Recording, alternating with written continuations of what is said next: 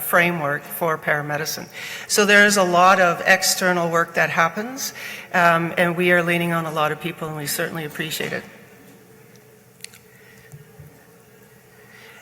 So today's update is intended to address as much as we can the questions and concerns. We haven't had a discussion for at least a year. We've had a lot of change. We've had a lot of staff changes at the college, and we've even have some new counselors. I just wanted to recognize as well, before I forget, the addition in this last year. Part of moving under HPA has enabled us to get 3 new public members, and I'd like to extend our welcome to them. It's an extremely incredible piece of support when we get 3 new public members on our council. Our past history is we were able to get 1 and 2, certainly not 3 at any time, and they bring a wealth of knowledge and experience to our table. So when you see them in the room today, please, there's 2 of them here. One, I think she's still wasn't able to make it, but if you could shake their hands, they commit a lot to our profession. The feedback we received from the member survey is basically where we focus. So in May, we had the opportunity to send out, it was the first of hopefully many surveys that we can send out at least on an annual basis to the membership. So almost 10,000 practitioners received the survey, and 2,700 of you responded in significant ways. That's a huge response, and we appreciate it, and we're acting on all of the information. So we've got lots of rich data to drive a lot of our decisions and inform our process. And today's session is just the first piece in attempting to get at what we think you're most concerned about, at least at this stage. Today as well in the afternoon, we've got a presentation we want to do on the standards of practice, and we want to focus on the quality assurance standard. We have a lot of work to do over the next many years, enabling and bringing into force the standards of practice that the HPA and Paramedics Profession Regulation required us to have in place. And we have many years in order to understand how to interpret that document, help you understand how to interpret, and use it ourselves. So we've got an hour-long session this afternoon, so I'm hoping that you can stay for that. The standards of practice have a direct influence on every process that occurs in the college, and it certainly has, the document and the expectations from that document have direct expectations on how you practice every day. So I just wanted to refer back to the 2,758 members that responded to our survey. That's phenomenal, and I can tell you that I have had the pleasure of going to the Federation meetings with the other health regulators, and we do brag about the amount of participation our profession supports us with, and it is unheard of to date. Anyhow, we'll see. I've got a meeting next week where the health regulators get together and brag about how much engagement we can do with our membership. So be proud of all the engagement that you've provided us, both positive and negative. So I have a sentence here that talks about, this is so underrepresented. We've had a year of challenges. Some of you are well aware of what those challenges are, and hopefully we can share, if you're not aware, some of the challenges and some of the hard work we've done to mitigate our challenges over the last year. The common themes I just want to share with you out of the survey, which eventually we will be able to act on all of them, certainly drives some of the information we're intentional about releasing today to you. But the common themes that emerged, and not a surprise, the highest, our biggest theme was, where does the money go and what are we doing with it? That's not a new theme for us. So we're going to work hard to try and support that information. Support, this was not surprising, but it is a significant factor in everybody's response that practitioners need to feel more supported directly by the college. That respondents expressed concern with the handling and lack of support for mental health and wellness in our profession. We take that pretty seriously. I'm going to jump ahead of you on member cards was the third top theme, and we'll have a discussion about that later, about member cards. We understand that they're important to our practitioners and to our profession. The other theme that emerged through the survey is change and change management, and how we get ourselves down a path of change, and we could do better informing the membership and getting informed by the membership. So we certainly commit to that. And not surprising, the continuing education and professional development of our profession in this province is still a big issue for you and for us. And some of that we're going to talk about today. Legal issues and sustainability of the college is something that's of concern, and as it should be, to the membership. We've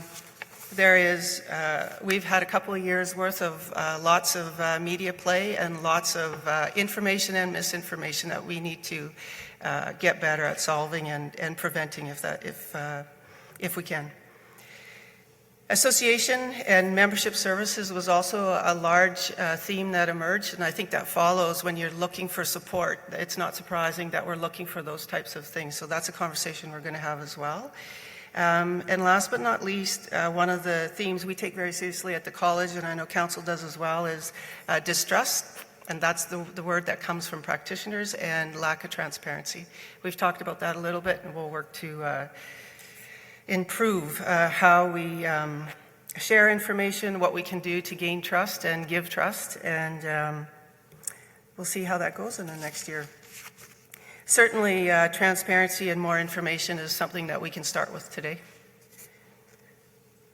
So, one of the pieces that I wanted to bring forward today, and Pete and Council have already talked about it, is there is a lot of concern, as there should be, when we have significant changes at the college with whether it's fees increase or whether it's senior leadership being changed out. All those sorts of things should be of concern to the membership. We want to talk about what it is, the process is that happens for the executive director and registrar role. And what the slide that I've got up right now gives you the actual accountability that council has in both the executive director role and the registrar function in the college. And the council is responsible for ensuring that both those things happen. It is council's discretion whether this role is a dual role or whether it's a split role. And we're learning from the other health regulators right now what they've done about this same issue. Should you keep the role together? Should it be split? And if so, how and why? And so that's the timing that Pete was talking to in terms of process and developing new job descriptions or doing a revision as needed. That's where we're at, is doing an environmental scan, leaning on those other health regulators to understand what's the best approach to this role. What is the definition? And it does matter. We've got a future of a lot of change, so what we set soon around this role will have implications for the rest of the organization and the things that we can afford and not afford, as you can imagine. I did talk about the 3 public members, and please shake 2 of the public members' hands if you can today, because they support us in significant ways. So I just wanted to share with you that the Health Professions Act is pretty clear, as are our bylaws. If you haven't read, and I can't imagine that many people have time or need, but I would take this moment, and I'll take a few more in this session, to encourage you to take a glimpse at our bylaws and at the Health Professions Act, the Paramedics Profession Regulation. You do need to read it. You need to understand what's in there. The Health Professions Act is a very solid piece of legislation that enables us in ways that we have yet to begin to develop. So we have lots of work in that, and we're going to need your support. So we're going to need you to read those documents. We're going to need you to understand and question about the Paramedics Profession Regulation and what scope of practice means and what's enabled in that regulation, because it is significant change coming our way. So the Health Professions Act and our bylaws are the 2 pieces of legislation that give council the jurisdiction and authority, the sole authority, to understand what happens and direct the executive director registrar role. And that's definitely a key point that I wanted you to know. We have had in the last year, I'll just go back to our org chart, We have done a number of restructuring over the last year. We have had staff come and go. We have a current organizational chart that is very flat, and that is an interim piece. So I suspect you will see this change as we go forward. The org chart is in response to a couple of things. We restructured last year immediately post HBA transition in order to create some efficiencies and enable some of the work that we needed to get done in order to meet our obligations under HBA and the new reg. We have flattened out the org chart again. With Tim gone, we have not filled, my previous role was a deputy registrar role, and we've held that role in abeyance until council and administration understand what the new structure will look like. So you won't see the old deputy registrar role identified. We have had some of our own internal admin staff changes, and you see that reflected in the current org chart, where we previously had a CFO role. We do not have that anymore. We have organized our departments in a very functional way at this stage, and the next couple of months' worth of work is to figure out what's the best next step in terms of the org chart in relation to what the executive director or the registrar role looks like. We have had over the 17, this is a specific question that came out of the member survey. In 16 and 17, we have had a reduction in staff. It has been anywhere from 33 down to our current 25 positions plus one project manager. So we are bumping around in those numbers. And we'll talk about it a little bit later. We're working hard on understanding what a growth strategy is for us. And it is a mixed bag trying to understand how we're going to grow in order to meet the demands of HBA and paramedics profession regulation. So that is work that is ongoing. Hopefully we don't get less than a complement of 25 or 26, because certainly folks are working pretty hard right now. This slide just tells you that I was appointed the ED. We kept the role together, ED and registrar role on July 4th by council. I'm in that role until recruitment and selection is completed, and then we'll see what happens to my future state. We did not backfill the role. All the staff has shared any of the projects and functions that I had as deputy registrar have been shared out amongst the team, and the leadership team has been great at taking on extra, the duties as assigned. The role description and function is in revision, so certainly if you have feedback or questions about that, now's the time, or the next couple of months. This role is being revised, and we've got a fair bit of work to do to look at what is it that council needs in place. And then there will be a third-party recruitment that happens, whether it's the same firm that we've used previously, I'm not sure, but we certainly have a budget allocation for 18. So at minimum, you're going to see that starting to roll out in early 2018.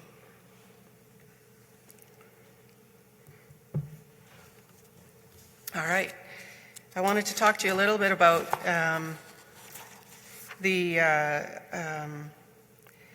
more communications and some of our next steps, at least immediately, and get it on your radar that, well, I certainly enjoy these meetings. I've certainly in the past enjoyed the times that we've gotten together wrapped around the AGM, when we've had our conferences, when we've had continuing competence sessions over the last 4 or 5 years. Certainly most of the admin staff have enjoyed putting those together, and we're looking forward to doing that again.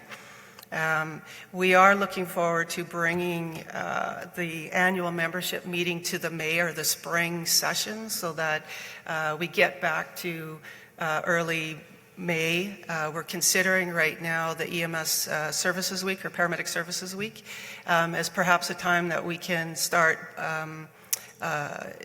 entrenching this get-together then for us. So if you have feedback or concerns about that, certainly it's something that can come forward today. We are seriously looking at, and if I can get the word research out, if any of you know me, the word research out in any conversation, I've met my own goal. We're hoping to bring forward in the continuing competence some sort of aspect of research day, whether it's myself, I'd love to see it wrapped around airway management and research that way, whether we're doing small-scale research or large-scale, whatever that might look like. That's something that is on my radar, and I'm hoping to bring that forward. So if you have questions or concerns about what you want to see next in May of 2018 from a continuing competence perspective, please send those forward. We'd love to hear from the folks what you think is of need. Some of the key milestones I'd just like to celebrate. We haven't taken much time. I don't think anybody's had much time. In fact, whether it's practitioners on the street, operations, or council and administration, we haven't had much time to take a breath and celebrate transition into the Health Professions Act and the new regulation. So if we can even take 2 minutes to appreciate that we've made a significant milestone in our profession, and it's an open road from here. We had an interesting experience, I think all of us did in this room, and certainly anybody who's online with us, experiencing a ministerial order around the topic of naloxone. And so we had lots of learning. There's still lots future coming. That piece of our practice is changing daily, and certainly I suspect everybody here has got a hand in making positive change around the opioid crisis.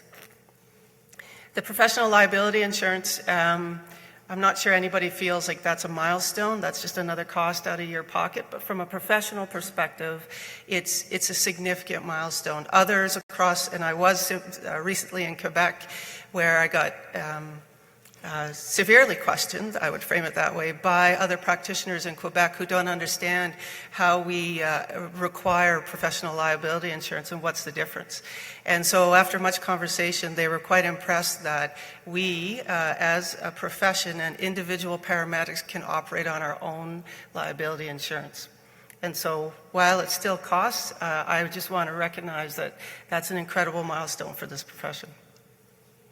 Standards of practice we're going to talk about a little bit later. The Code of Ethics has changed. We're going to spend some time in our continuing competence development piece sharing the revised Code of Ethics. And if you haven't had a look at that, it does look different. There are some bigger expectations in terms of our Code of Ethics that came in with the Standards of Practice. And you can find both those documents. The Standards of Practice is in your, I believe it's in your documents for this afternoon. On the website, both those documents exist, and I really encourage you in your moment, please have a look. The other piece that many of you have heard and already, perhaps at last council meetings and or at even our last October special meeting, was our intentional alignment with the Paramedic Association of Canada's Vision 2025. That is significant in that changes education on a grand scale. It isn't completely determined what that looks like. That's some of the work that we're doing right now, is trying to understand what are the career and education pathways that we should be looking at to achieve a paramedic undergrad by 2025 as an entry to practice standard. And so I would encourage you all to start thinking about what that means to you, what you're willing to do about it, and getting some feedback back to us, because it is a significant change. And a huge contribution by everybody will need to be made, whether you're going back to school, whether you're never going back to school, whether you have people who are coming into the profession. Our education, both at entry to practice and subsequently across continuing competence, changes drastically. The landscape is different under this vision. Okay. Let's see, what do we have next? I wanted to share with you that we take pretty seriously our approach to developing informed decisions, and these are some of the ways that we do that. The message for today is that we actually do read everything that you send in to us. There's 4 or 5 of us that have read everything. So please don't think, even if I don't send you a response right away, don't think that we're not receiving it and that we're not considering it. And we have leaned heavily on the information we've gotten from frontline practitioners to help inform many of our decisions. Certainly in the continuing competence, in the practice review that Registry Services and Heather's team has recently completed, all that information comes back to us and we use it. It's really important to us to receive it, hear it, and then get you to check how we're acting on it. In 2013, I met some of you out on a consultation where we went around the province and introduced the standards of practice at that time. And so we're still, just for your awareness, for those of you that came out, and some of you traveled through a snowstorm to meet me in high level, we're still drawing on that data that we gathered there to help improve our standards of practice and our policy development around standards of practice. We have sent out a member survey in 2013. We have participated in the Paramedics Association of Canada national survey where we did a particular survey, extra survey in Alberta, and we have now sent out another survey in 2017. And so you can sense a theme. We are going to keep looking to the membership through the survey mechanism to gather feedback. We have been holding stakeholder focus groups. From a practice perspective, we have met with a lot of folks. We have a lot more. So if you haven't participated in one, I hope that you will consider sharing your voice. We are able now, and in future, we'll be able to rely on even further the data that we're collecting through our registration, through our regulatory functions, and that's our entry to practice program approval, through our continuing competence, through our professional conduct, and then through registration. So we're now able to, under HPA, able to use that data and help direct ourselves and understand who we are and what we're doing.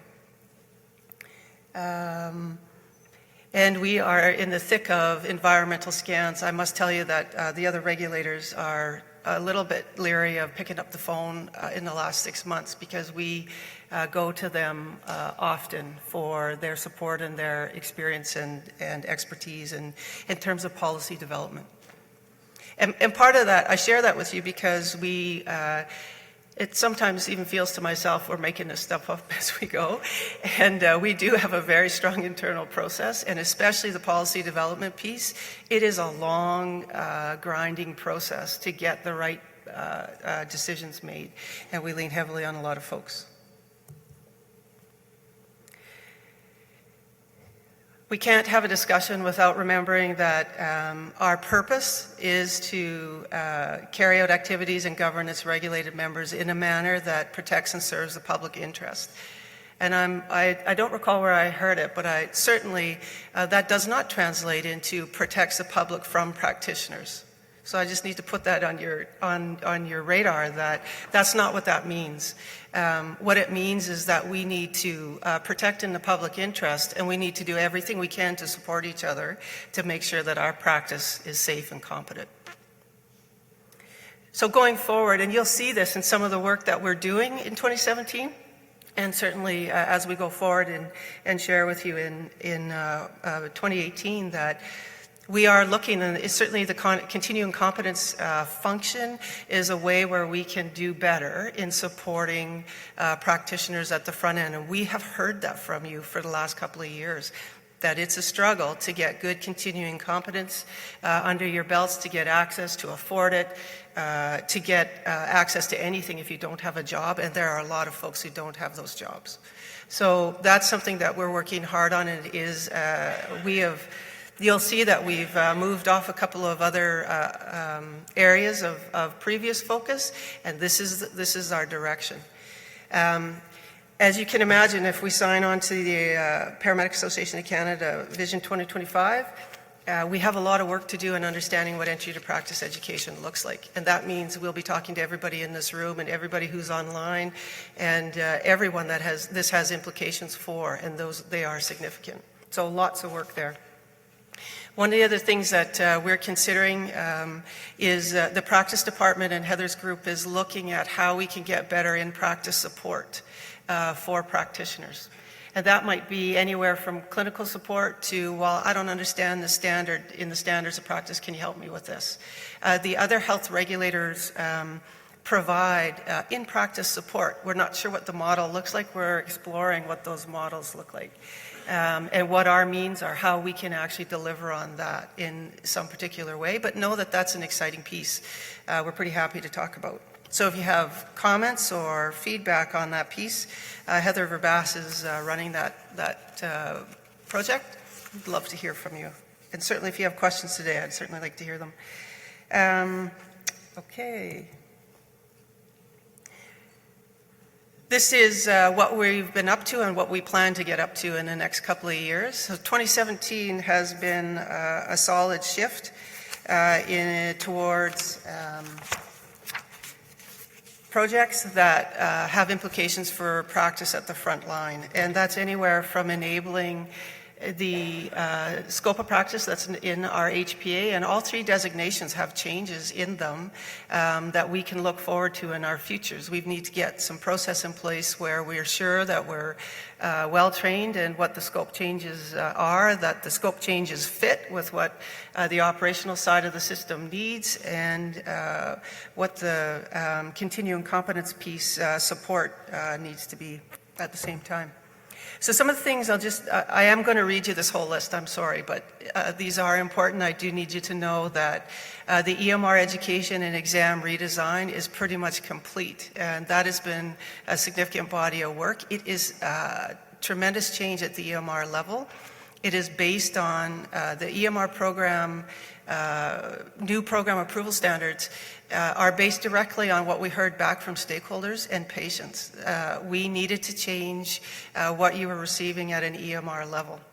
And so that's got new components to it that include specific mental health and wellness education. It's got a driving component, which is driving everybody crazy. It is got a patient engagement perspective so that folks, new practitioners can come out into practice with some experience in speaking directly to a patient. And that's not been the case for most EMRs.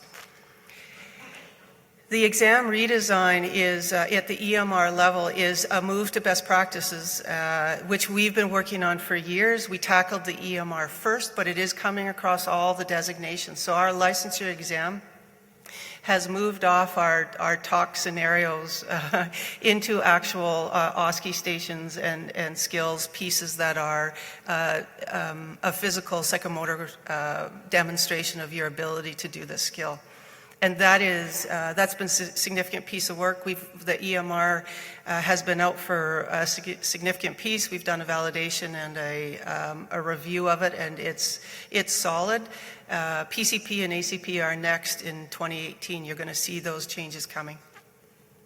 That has implications for all of us. Whether you're a student, whether you're a preceptor, whether you're a supervisor, you're going to get this question about why it looked like that, and we're going to be happy to share some of that information.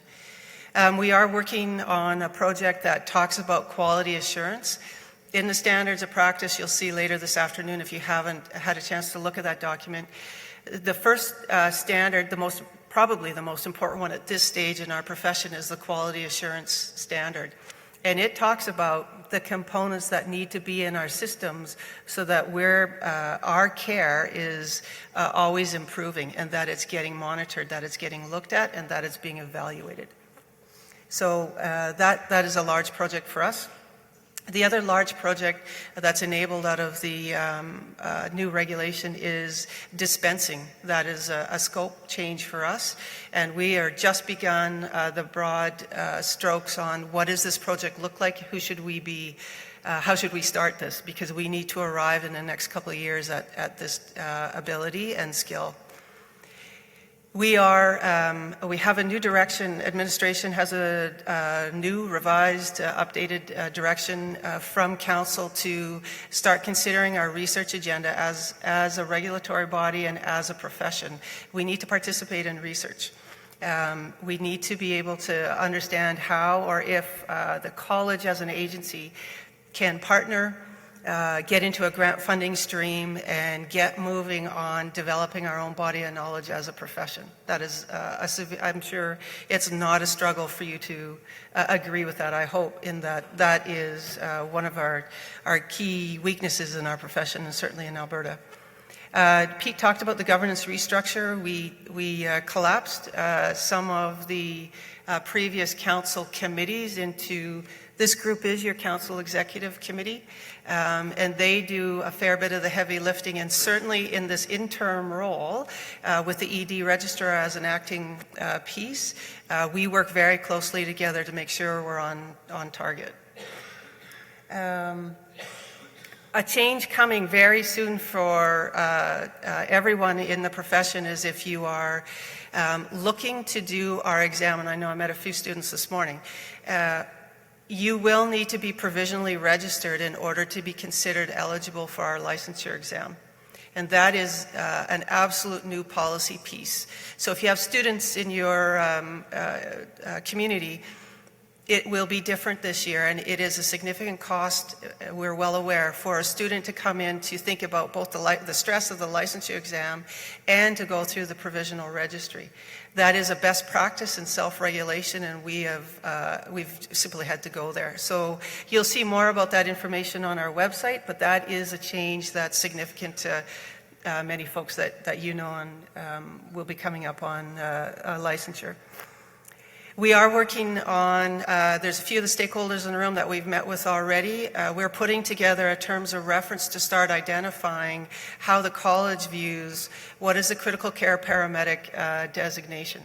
That title is still a protected title in our regulation, as is a new title called specialist. And so we are actively putting together our projects around that and hope to have the project proposals completed in this fourth quarter. So you will be seeing action on the critical care paramedic and the community paramedic designations, standards of practice, those sorts of things. And that is huge work. It will cost us money to do that, and you'll see in 18 that we'll have to shift some of our work that way in order to achieve outcomes in those pieces. I think a lot of people in this room have been waiting a long time to understand how we tackle this critical care paramedic and community paramedic topic. So we look forward to that. I'm going to need everybody's help.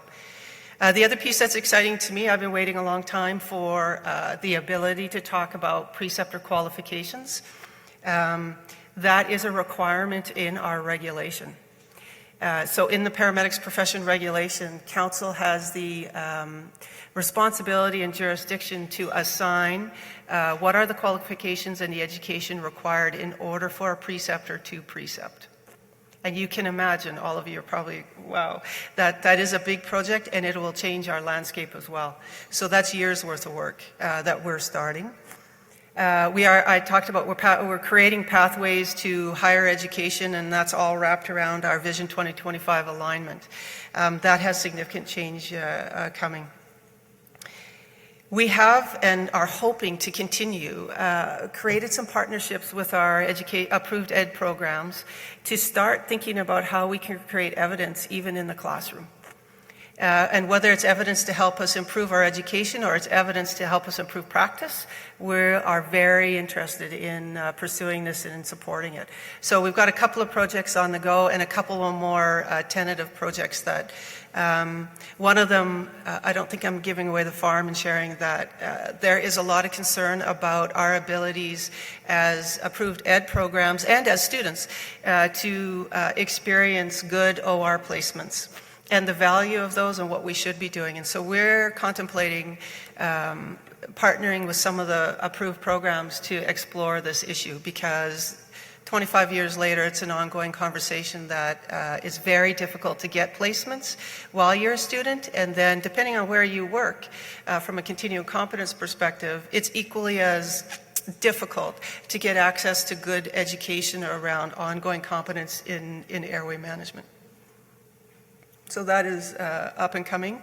The Registry Services and Practice Department is working on what's also enabled in the regulation. It's a year or two away, but now we have to start thinking about it. I need you to start thinking about it. Competence assessments and practice visits. In the regulation, it is enabled that we can come and do a practice visit. Nursing does it, physicians do it. It is part of a quality assurance methodology where we are enabled through our reg to come out and have a visit and see what's happening from a competence perspective on an individual and to some degree a system basis.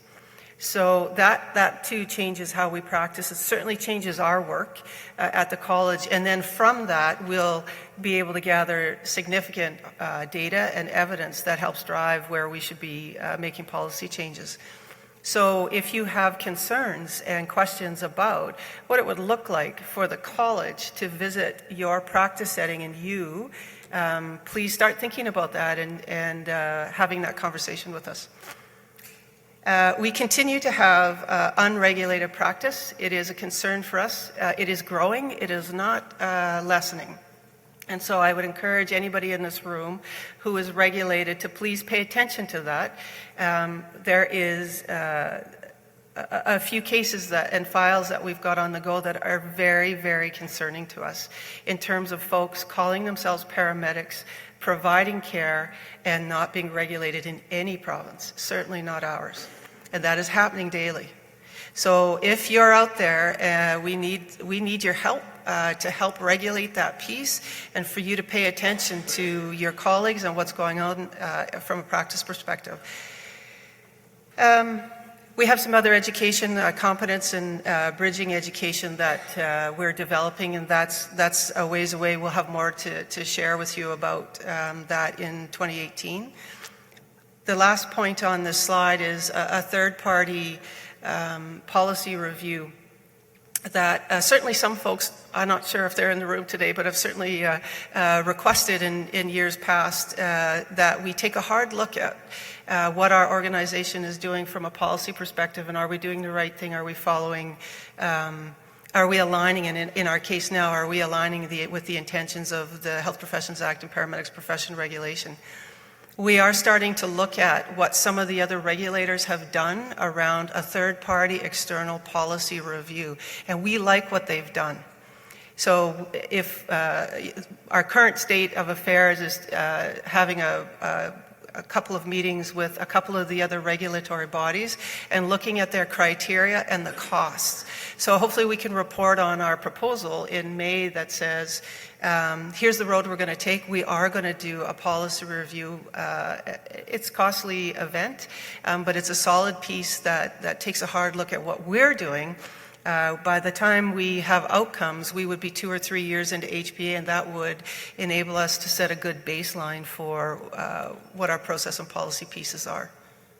So I just want to put that, if you have comments on that or questions, we're certainly happy to entertain those. And now we get to the questions.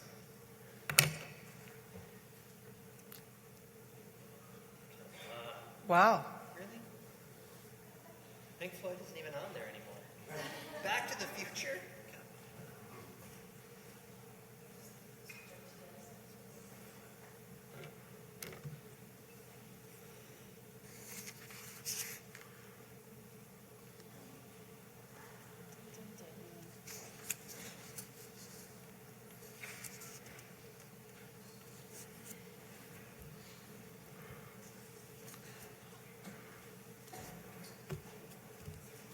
Anybody still need help getting into the software? So I will share that if your question doesn't come up in this session, it's not lost. I'll just remind you that our goal is to get through as many questions with you today. If we don't answer your questions to your liking, we do have at end of day, if you're able to stay all day, an hour or two long session with open discussion, so you can still bring that question forward or the next question forward in that session. And or if we don't catch all of your questions throughout the day, then our intent is to gather them and respond to them through the Pulse and our other communications over the next couple of months.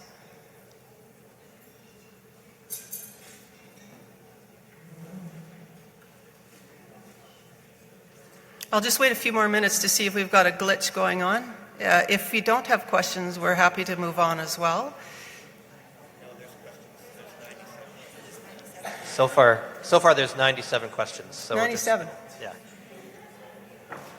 Perfect. Just give us a sec, folks. We're just working through it here.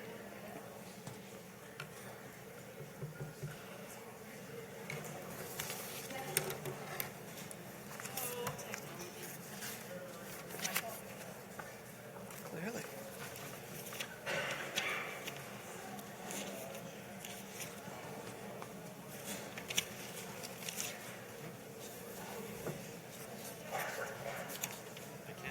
Sure. Okay.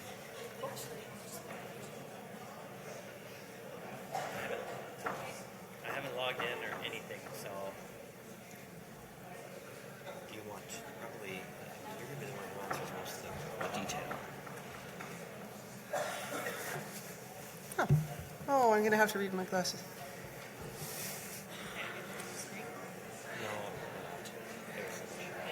No. Oh, wait. Here we go. We got it on the screen now. All right. Thanks, everybody.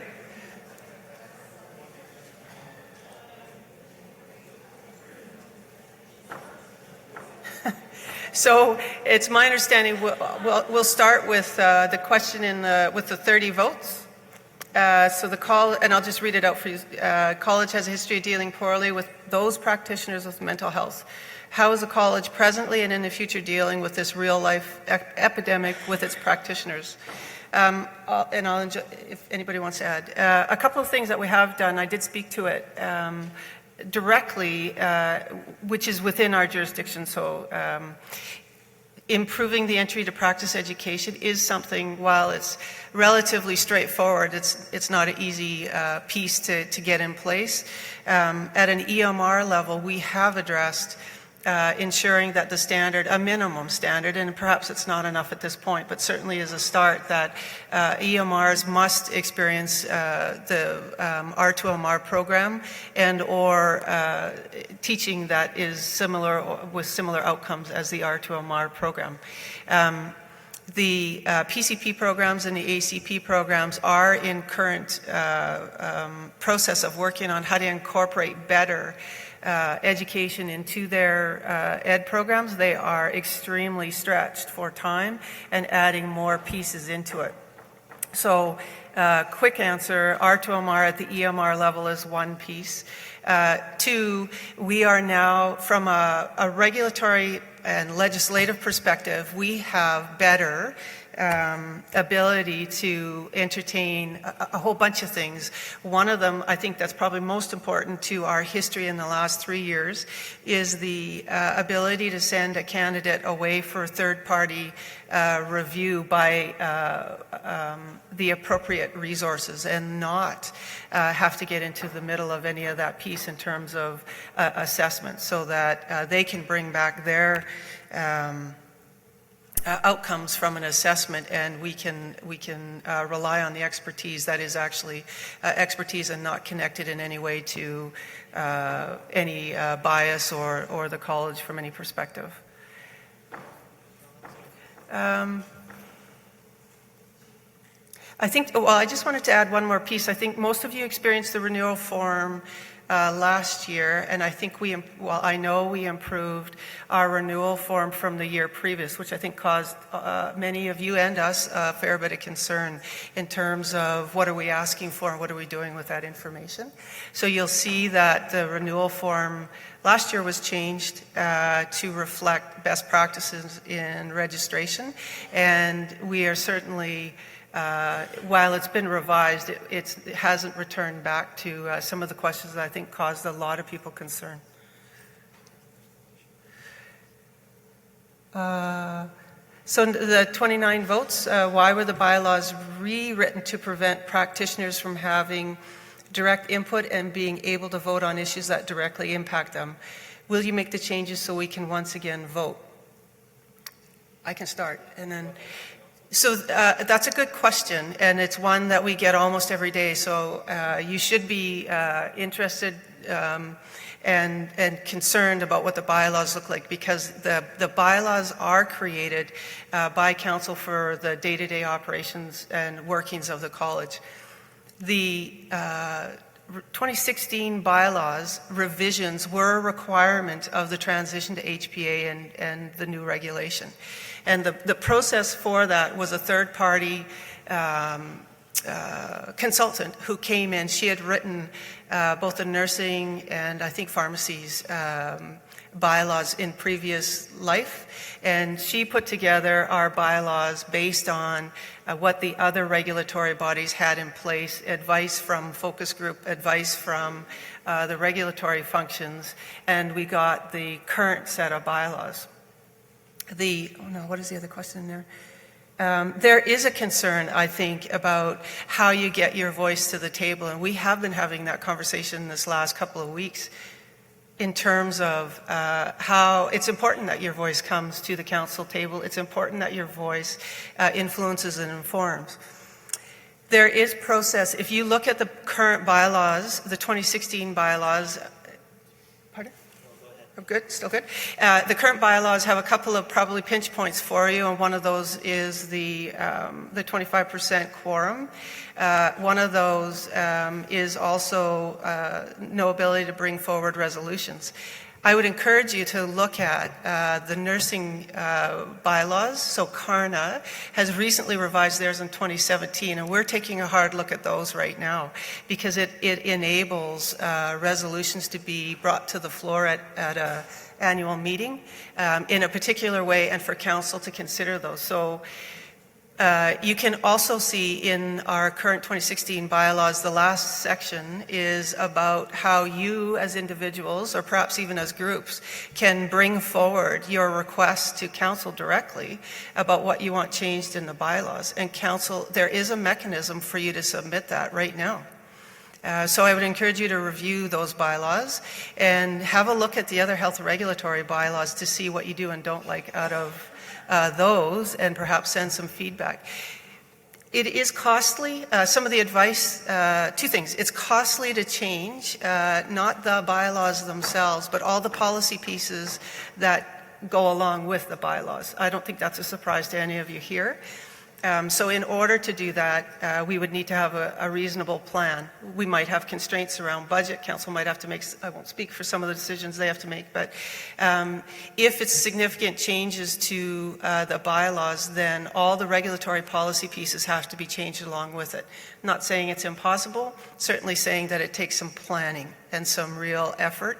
The other piece that I'll just share with you, when we moved into HPA and created those bylaws, the advice given to us both by legal, by the other health regulatory bodies, and by government was to make them as benign as possible, and perhaps some of you won't think they're benign, but as benign and general, broad as possible, because we've got 3 to 5 years to understand how they really work and what we like out of them and don't like. So some of the advice is think about a 3-year window and then take a good crack at revisions so that you can gather all the feedback, gather what works, what doesn't work, and then get moving on making the revisions. I'll stop there if you... No, I think that was good. I'm just going to quickly go ahead then to the next one, which was there a severance paid to Mr. Essington at the time of his departure? There was a severance paid. The advice given to us was from an external human resources and legal firm. Obviously, I can't share with you any more of the details.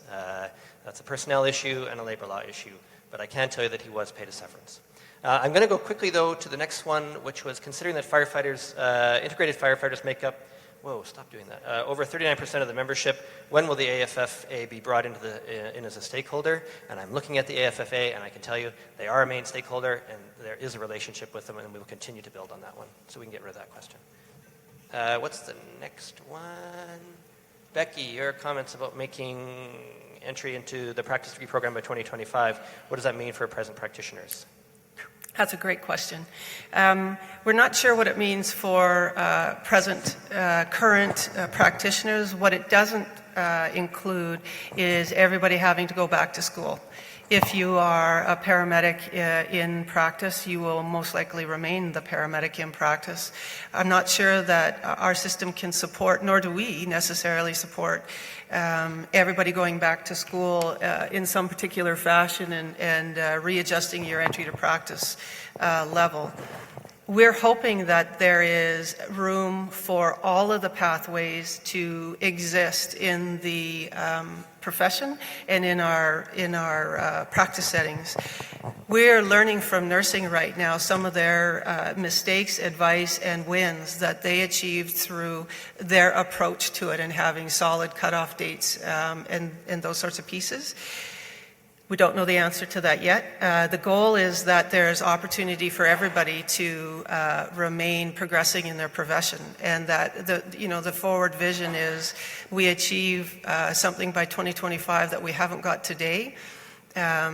Most of that, or a lot of that, will be determined by what the system can manage, what the system needs, and what the national perspective also looks like. And that, as you're well aware, the national perspective is changing around us. So present practitioners remain in practice. Did you want me to grab the practitioners able to, so when will... I think we're running out of we got a bit of a time issue though. Are we time? We're going to have to I haven't got we're going to have to go through some... One more question. Yeah. So when will practitioners be able to practice to full scope as they should under HPA, including restricted activities? Does AHS or the college hold the key to this door? We all hold the key to this door. So the college and all of the practice settings and all the practitioners, all of the education group have to work together to walk through enabling new scope changes. It's not enough that we can say PCPs can do IOs. There has to be a system that can support it, both at original training and through continuing education. There has to be a system that needs it at the point that we're ready to enable that. There needs to be understanding of what the implications on the system are when we make those changes. And we're in the mess of that work right now. And it's really messy, it's really exciting. We have got many stakeholders in this room today who are informing us of that, including yourselves, the practitioners who want and are willing to get out there, get the education as it becomes available, and to practice this way. But it's at least a year before we will get all of those bits and pieces out into practice for you. The problem we have is that we're trying to provide as much information as possible, answer 50 questions, but some of the questions are just taking up a bit too much time, so we're going to have to move on. But be reminded that we've got lunch, and then there's the informal conversations after this is over, where these questions can be answered, and all of these questions are captured, and they will be answered in upcoming issues of the Pulse, so don't forget about that. I think, though, we probably should just cycle along here, otherwise we're going to get... but please be aware that these questions are not lost, and they will be answered. Okay, so I'm going to ask Dusty, our treasurer, to come up and walk through some of the financial health of the organization with you.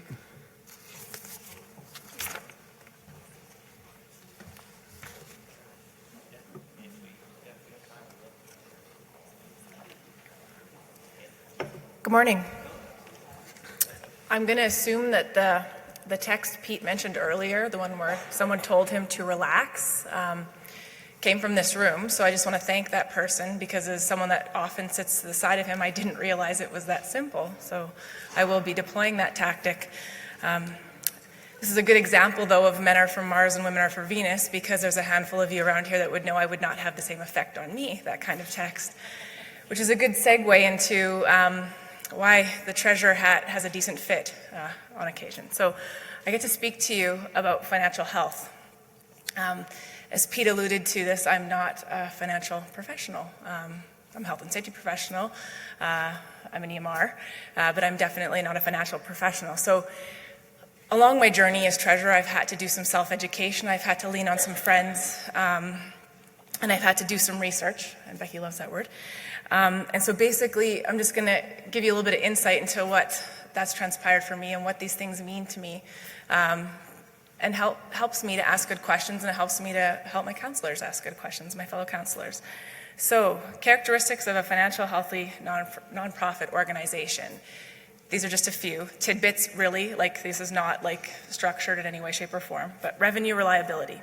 So, an organization's track record of bringing in reoccurring dollars year after year. You're going to see in a slide or two that this is a variable. This is something we don't control. So, not necessarily one we can tick off. Consistent surpluses. So, reliable revenue that covers operating expenses and contributes to surpluses all in the service of a mission. So our mission, governing paramedics to ensure competent, safe, and ethical patient-centered care. We've heard that before. That part's easy. All of us in this room, we're here to serve the public, right? It's the college's job to provide expectations, tools to support you and to help you demonstrate your abilities. Nonprofit is a tax status, not a way of operating. So we say that a lot. That's like a mantra. Positive operating results, so unrestricted revenue, consistently exceeding expenses, are an indicator of strong financial management. Aiming for break-even results doesn't allow for breathing room necessary when things don't go according to plan. And if any of you have been tuned into the news the last couple of years, things rarely are going to plan sometimes, right? Full cost coverage. Nonprofit leaders are encouraged to set revenue targets high enough to cover not just their direct and indirect operating costs and expenses, but the full cost of doing business. We've alluded to this. We are taking our time filling that position. We're trying to understand what the business is so that we can plan more effectively and maybe not have as many bumps. And there is no right business model or balance sheet, other than the one that contributes to an organization's ability to manage the unexpected, adapt to change, and pursue mission imperatives. So we have grown into the fourth and sometimes third, and you'll see this in the slide, largest health profession in the province. Provincial economics supported this growth from 2010 to 2015, surpluses year over year. And I think you can all agree that when you have money, it's really easy to manage. When registrations began to drop, we started to understand that we may not have a great line of sight on the actual cost of doing business. And this is a delicate balance in a health profession, balancing business acumen and public interest and the advancement of the profession. So this is a little bit of an idea of what it takes to be financially healthy, and we're starting to understand that. Planning cycle. I love pictures and charts. So how do we manage financial and operational planning? Do we possess any of the previously mentioned characteristics, and what is the process for this at the college? So I start with the green, the bright green, finance forecasting, and this is me. So this could vary from person to person. It's kind of like the chicken before the egg or the egg before the chicken argument. But revenue is registration fees for us, essentially. So we base the forecast on the numbers from the year previous. So best predictor of future is past for us. And again, it's a variable we have very little control of, and I'll show that in the next slide. From there, the finance department, so we move clockwise, council budget approval. Finance department works with college leadership and staff to develop a budget for the following year. The budget is then presented to the treasurer and then council for approval. For the first time, I'm so happy to say this, you guys, for the first time in 4 years, we have a council-approved draft 2018 operational and financial plan. So we are way ahead of schedule. Any other year I've been here, we are ahead of schedule this year. December will bring it with it the final 2018 budget submission, and we're getting better at this, knowing the questions to ask, what data to collect, how to use that data, and basically increasing the financial intelligence of the organization. From there, we move over to business planning. We review our strategic plan. So this is a business plan on a 3-year cycle. Becky showed you 2017 through 2020. And how do you eat an elephant? One bite at a time. From there, administration fleshes out a 1-year operational plan based on the budget. We monitor the budget via monthly financial reporting. That goes to college leadership and myself. We've talked a lot about reducing council and committee cost. So basically then that information is presented to council on a quarterly basis, which is far better use of resources because on a quarterly basis you're able to see trends and highlight issues. And that's my job monthly, to watch out for that and highlight anything to council, but that's how we're doing it, and it's working better. So what is our core business? Governance to us is registration, exams, education, and conduct. These are the non-negotiable functions that must be supported. Again, they are moving targets. We cannot control and predict the number of registrants, exam writers, and conduct matters that will need to be addressed. Legislation and regulation, our HPA journey, aligning our profession with the requirements of the HPA. Although we have been working at this, if you ask different people in the organization for around a decade, it was always just kind of out of reach. It was like that guy that just didn't call kind of thing. And we couldn't really justify throwing significant resources and then understanding what this takes until HPA became our reality. Programming aligned with strategic plan. So examples of this are our national alignment, establishing quality assurance and improvement systems, the accreditation model. Meeting system needs in relation to scope changes will require resources. As such, you will see that this council has established a value of relationship management. This council requires that we build and maintain relationships.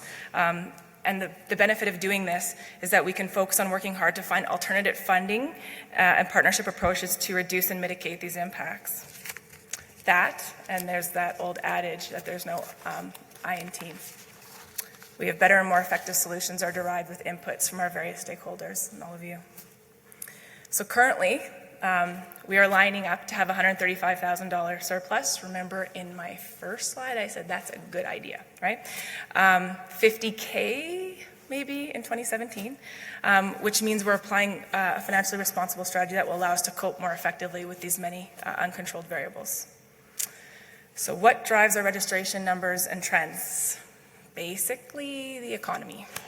So you'll notice in 2015, to 2016, we dropped about 2,077 practitioners. That's formidable. That's a big chunk of our revenue. We've recovered a little bit in 2017, so we're back up to around 9,350. That brings us, we're down 800 from 2015. And then, as I said earlier, there's our prediction. So we've went a little bit light. We have 9,450 forecasted for next year based on the outcomes of this year. So we're trending towards 9,500.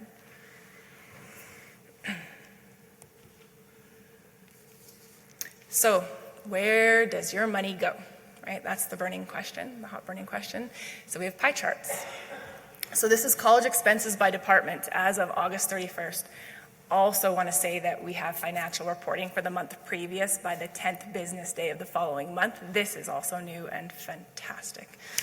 Sorry, on my little soapbox. So I don't need to read this to you, but you can see that, so our core business is over here in the blue, the red, and the green.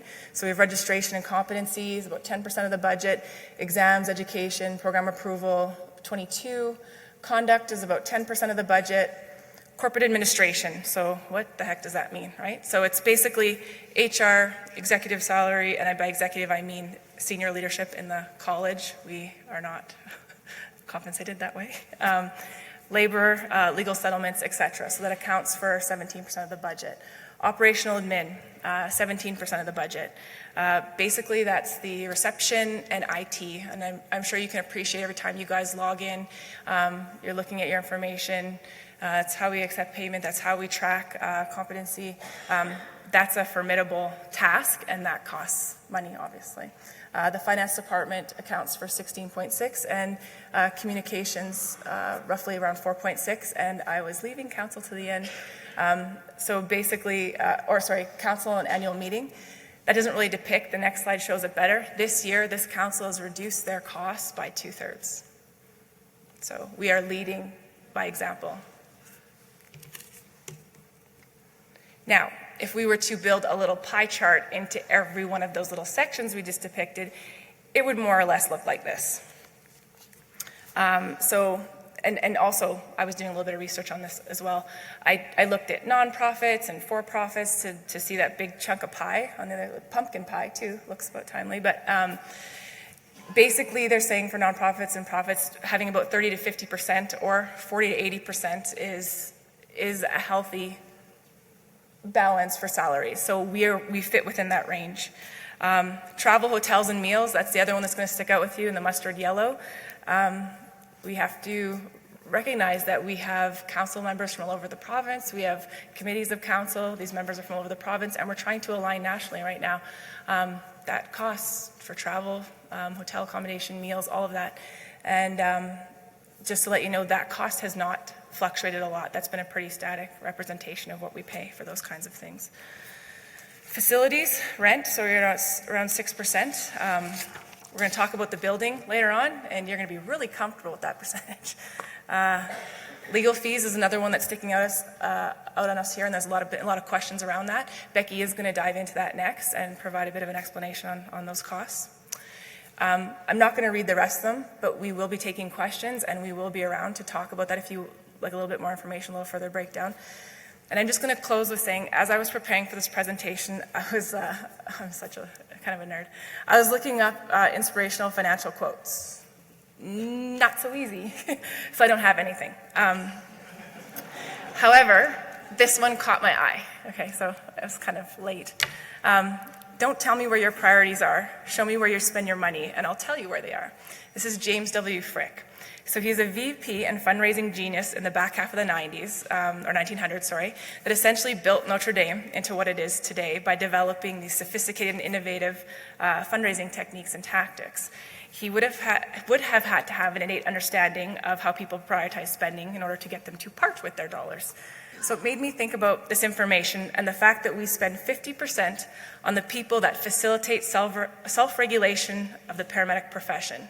And 43% of our departmental expenses are on our core legislated business, registration, education, and conduct. I'm pretty cool with those priorities. That's what they should be. We have some improvements we can make in the other areas, but I was pretty happy with that. So I just wanted to thank you for your time, and I'm going to turn it over to Becky for a bit, and then we'll take some questions on the information.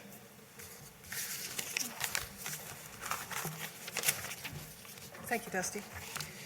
I have to talk less, is what I'm told. So I'll try and zip through these reasonably quick. Some of the questions that have come up over the last year, and certainly through the member survey, is some of the concerns around legal costs.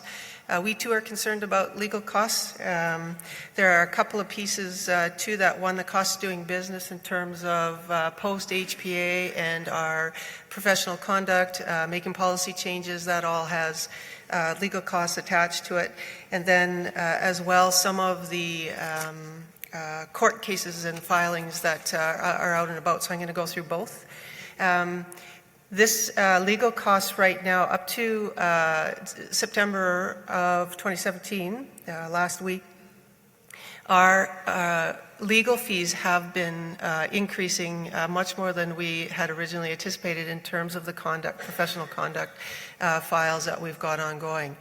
We were certainly given that advice that that's the first thing that will happen post-HPA transition from the other regulatory bodies, and that in fact, while ours haven't peaked as quickly and high as what other health regulatory bodies experienced, ours are certainly on the rise. So we are paying attention. We are doing an analysis of what the 172 is looking like, how we can mitigate some of those expenses, and what we do about going forward for the next 2 or 3 years in terms of how this will trend. So know that that's what the cost is. That was a specific question that people had asked, and at this point, that's what we've spent in our professional conduct department in terms of legal fees to get ourselves through hearings, through mediation, through all of those pieces. I'll just remind you that on the new website, our annual reports from 14, 15, and 16 are there, and you can also look at this number and compare where we've been in our past under the old HDA and EMT regulation in terms of legal fees. The other piece of information I wanted to talk to you about and just share with you is and this is a direct question from many of you in terms of what is the status of the legal actions against the college. This is the total of what we've got ongoing. Many of you have had lots of comments and concerns about the first file that was filed in June 2nd, some of the outcomes from our registration committee experiences over the last couple of years. So that is ongoing. You can look up that file yourself and have a look if you choose to. We have a second file that came in, May 2nd, against the college. That too is filed, and you can have a look at it. I didn't want to bring in, there is 41 points on it, so I'll let you have a look at it and see what you think. Both those files are ongoing. We're at a stage where we've submitted and shared everything that we can. Our report is in, and it's in the hands of the applicants to take their next step, and we're not sure what that might be. Specifically, though, the first file that we can approximately, a specific question that has come forward is, what is the college spent? And we're in to the spending for that file in the response from purely legal fees into between $10,000 and $15,000. That cost does not include our in-kind costs when we have to put together the record, as you can imagine. So that takes a bunch of us at the office to do that. Same with the second one. We are up to just under $8,000 on that file at this point, and it remains to be seen what the next steps are to understand what those costs will actually be. But that's where they sit on those two files. We have these other files that are one through the Office of the Information Privacy Commissioner. There are 7 files still being worked on by that office from the breach. If you recall, a year or two ago, the IMIS breach that occurred. There were more than 7, but there are 7 files that are still in process with the Privacy Commission. And they're almost complete. We understand that sometime in the next quarter, because they're so buried and they prioritize their work, we don't control that piece. We've submitted all that we can. They'll have some outcomes in terms of how they view those files and what our actions were. So we'll know more in May about what those look like and what those outcomes are. We had, over the last couple of years, 2 human rights filings. One is complete, and there's still one in process, and it's our understanding that that's almost complete. But we wait, like anybody else does, for the outcomes, and the person filing will get the same information that we get. The Ombudsman's file, there is one that is in process, and it's our understanding that it's 2 or 3 weeks away from having outcomes. And so we'll, between Alberta Human Rights, Office of the Privacy Commissioner, and the Ombudsman, they have the jurisdiction to make recommendations, and I just want to assure you, if they make recommendations, we will and shall be following them. So we wait to see what those are. All right.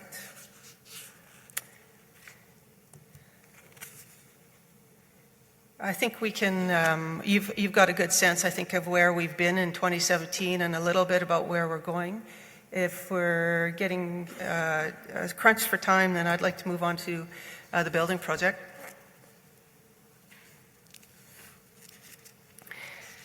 So we have, since December of 2015, we have had a project on the go, and in fact it's been long-standing discussion with practitioners in this college to look at our long-term sustainability, and that includes the buying of land and building of our own structure so that we could house our college in that structure. Many people not here today have worked long and hard to get us focused on that type of an outcome.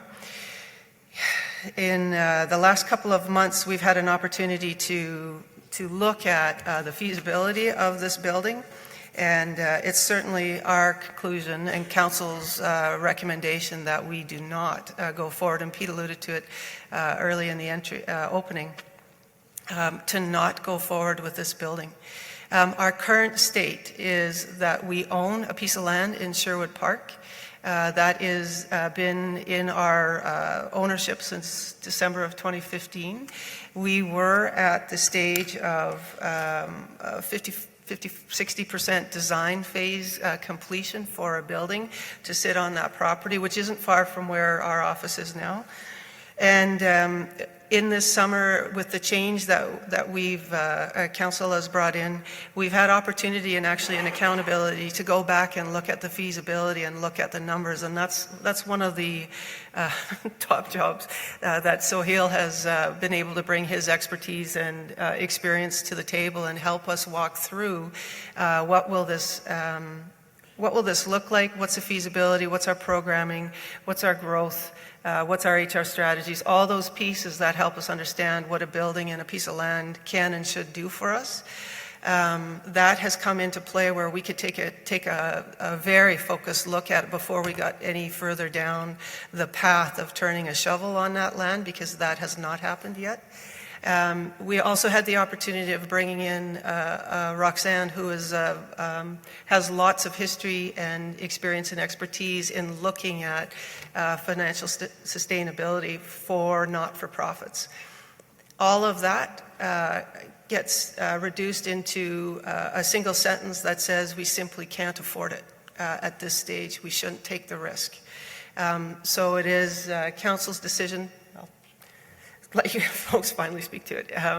It is Council's decision that we will not proceed with building the building.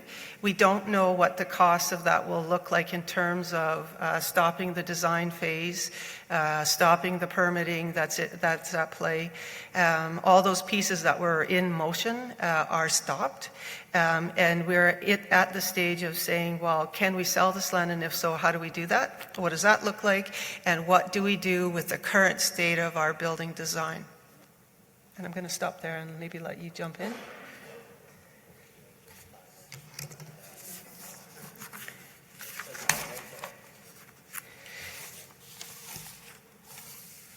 So I guess, Ian, you asked a question a while back at a meeting I was sitting at where the question is, well, what changed? Well, a whole bunch of things changed. We had opportunity to take a hard look. We were able to bring in some expertise to help us take a hard look at the numbers. We were able to take the 5 minutes to look at our last 2 years and what the trends look like, understanding what might the future look like in a better way. We have had a year's worth of time now as an administration and a council to understand what our work is under the Health Professions Act and the new regulation. And we know that our work has changed. In good faith, we can't go forward with a building design without understanding fully what our business is going to look like. We simply can't do that. So that's a significant factor in this decision-making piece. And then there is the pieces around, when you look at what we did in 16 with our revenue trends, it is not easy to see and find how we're going to afford a significantly different expense on a monthly and annual basis in the next 5 years or 6 years or 10 years, given what we know about our revenue trends. So those things are the things that drove us back to the table to say, hold on, let's take a very, very focused look on this. And everybody in administration did exactly that. And we arrived at this decision very recently, in fact, that we simply shouldn't proceed on this project. And I will stop there.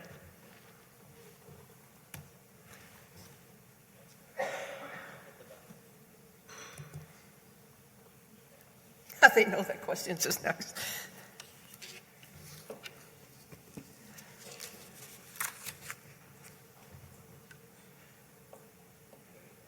I can, if we're ready, how much time do I have for questions?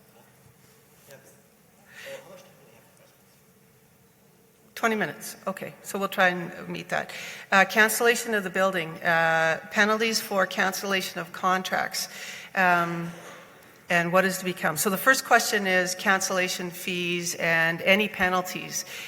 We are assessing the biggest concern that we have is we had a contract for the design of the building, and we've met with that group and we have sure that we can pay our contract up into reflecting the work that was done, but not have to meet the other obligations. We don't believe that there's penalties attached to that. The land sale will have costs attached to it, but no penalties.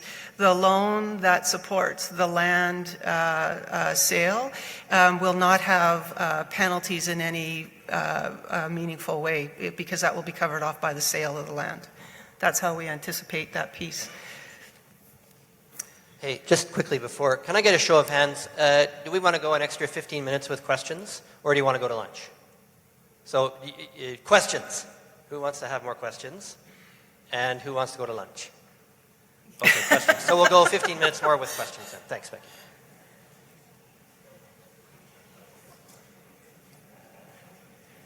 Oh, so the next question is about cameras and photographer walking around. Fee increases is a very hot topic, yes. And cost of the photographer, how is this cost justified? Cost of the photographer in all of this session is justified through council in saying this is our annual membership meeting. So yes, there is significant cost attached to today. We are running between $40,000 and $50,000 to run a session like this today. That is common for what we have spent over the last 5 years since I've been at the college. And I think, Council's vision is that we are trying to reach more practitioners, and when you're trying to reach more practitioners, that's going to have a cost associated with it. And we want to reach... Hello? Thank you. I was saying Council's vision is to reach more practitioners and have a more meaningful relationship with that stakeholder group. So in order to do that, that's what the cameras are for, to reach more people that weren't able to be here today and have this meeting more accessible. Exam fees are not supposed to generate revenue. Why is the college, sorry, where did that go? Just one over. Despite the fact that they have had surplus. So why is the examination fees increasing despite the fact that we had surpluses over the last couple of years? Well, we didn't actually last year have a surplus. We ended up in a deficit situation, as well as 2015. And I think we talked about understanding our business and understanding the exams and those direct, indirect costs and the overhead costs. So the exam fees are starting to increase because we're starting to understand what it costs to put on an exam. And I think you all heard that trying to build a surplus into a financial situation where you have all these variables is responsible because we need to be able to adjust. So we are just trying to recover costs from exams. Unless, Becky, you want to add to that? No, it's good, thank you. So why should an EMR pay the same renewal rate as an ACP when there's a huge gap between training and salary? Equal rate for equal training would help ease tension in the community and in this room. That question comes up. We entertain that question and consider that all the time. Certainly, I've been at the college for 7 years, and that's been an ongoing concern. It is our perspective that it costs the same to regulate each practitioner, whether you're an EMR or whether you're an ACP. Certainly that question isn't off the table. I'm not sure how council might view that sort of approach. Best practice from other health regulatory bodies and certainly the other paramedicine regulatory bodies is there is no regulation is regulation. It costs the same for each practitioner.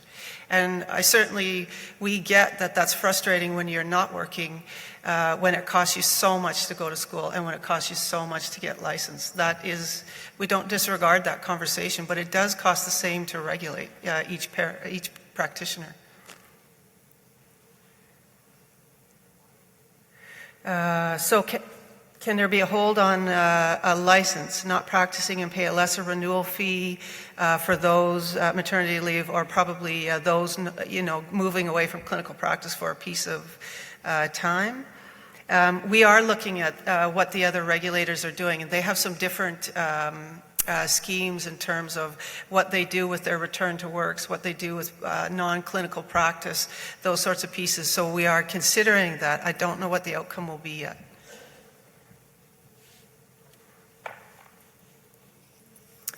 So the next question is, why isn't the college, through the dues paid by members, covering liability insurance? Would it be cheaper and easier to cover us all under one umbrella like the nurses do? The responsibility of each paramedic and EMR in our profession is to manage your own professional liability insurance. I don't know that we would get ourselves to a state where that policy would come into play. I don't believe that the nurses actually do that. It's my understanding that while they have an arm that deals directly with some of the vendors that supply it, each person is still accountable for their own liability insurance.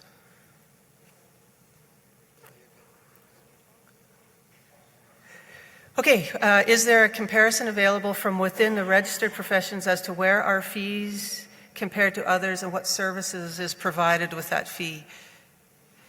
There is in Alberta health regulatory perspective.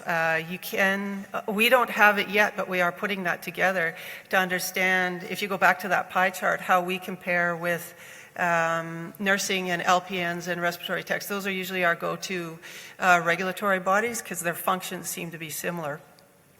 What we've just begun a discussion with, though, is the other paramedicine regulators to see what they do.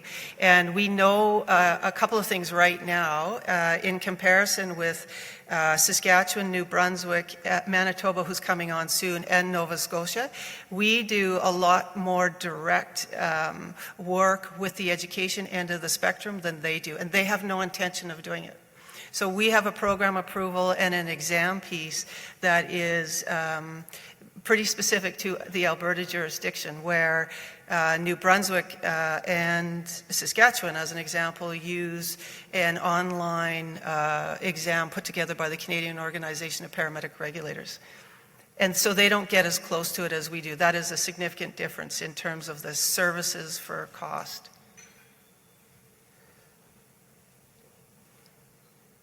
Okay, so do firefighters and police have to pay registration fees?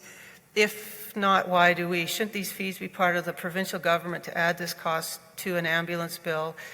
Why only EMS members paying? I think I understand this. In Alberta, if you are a health regulatory body, you are not subsidized by this government. That is very different than our neighbor next door in BC, where they directly subsidize regulation of first responders. So that's why some of you, if you're registered in BC, will pay $50. In Alberta, you'll pay $5.25. There is no subsidy that comes from the government to us. It is expected, as a self-regulatory, a professional body, that we regulate ourselves, and we pay for that. We pay, as a profession, for all of those functions ourselves, which is your registration fees.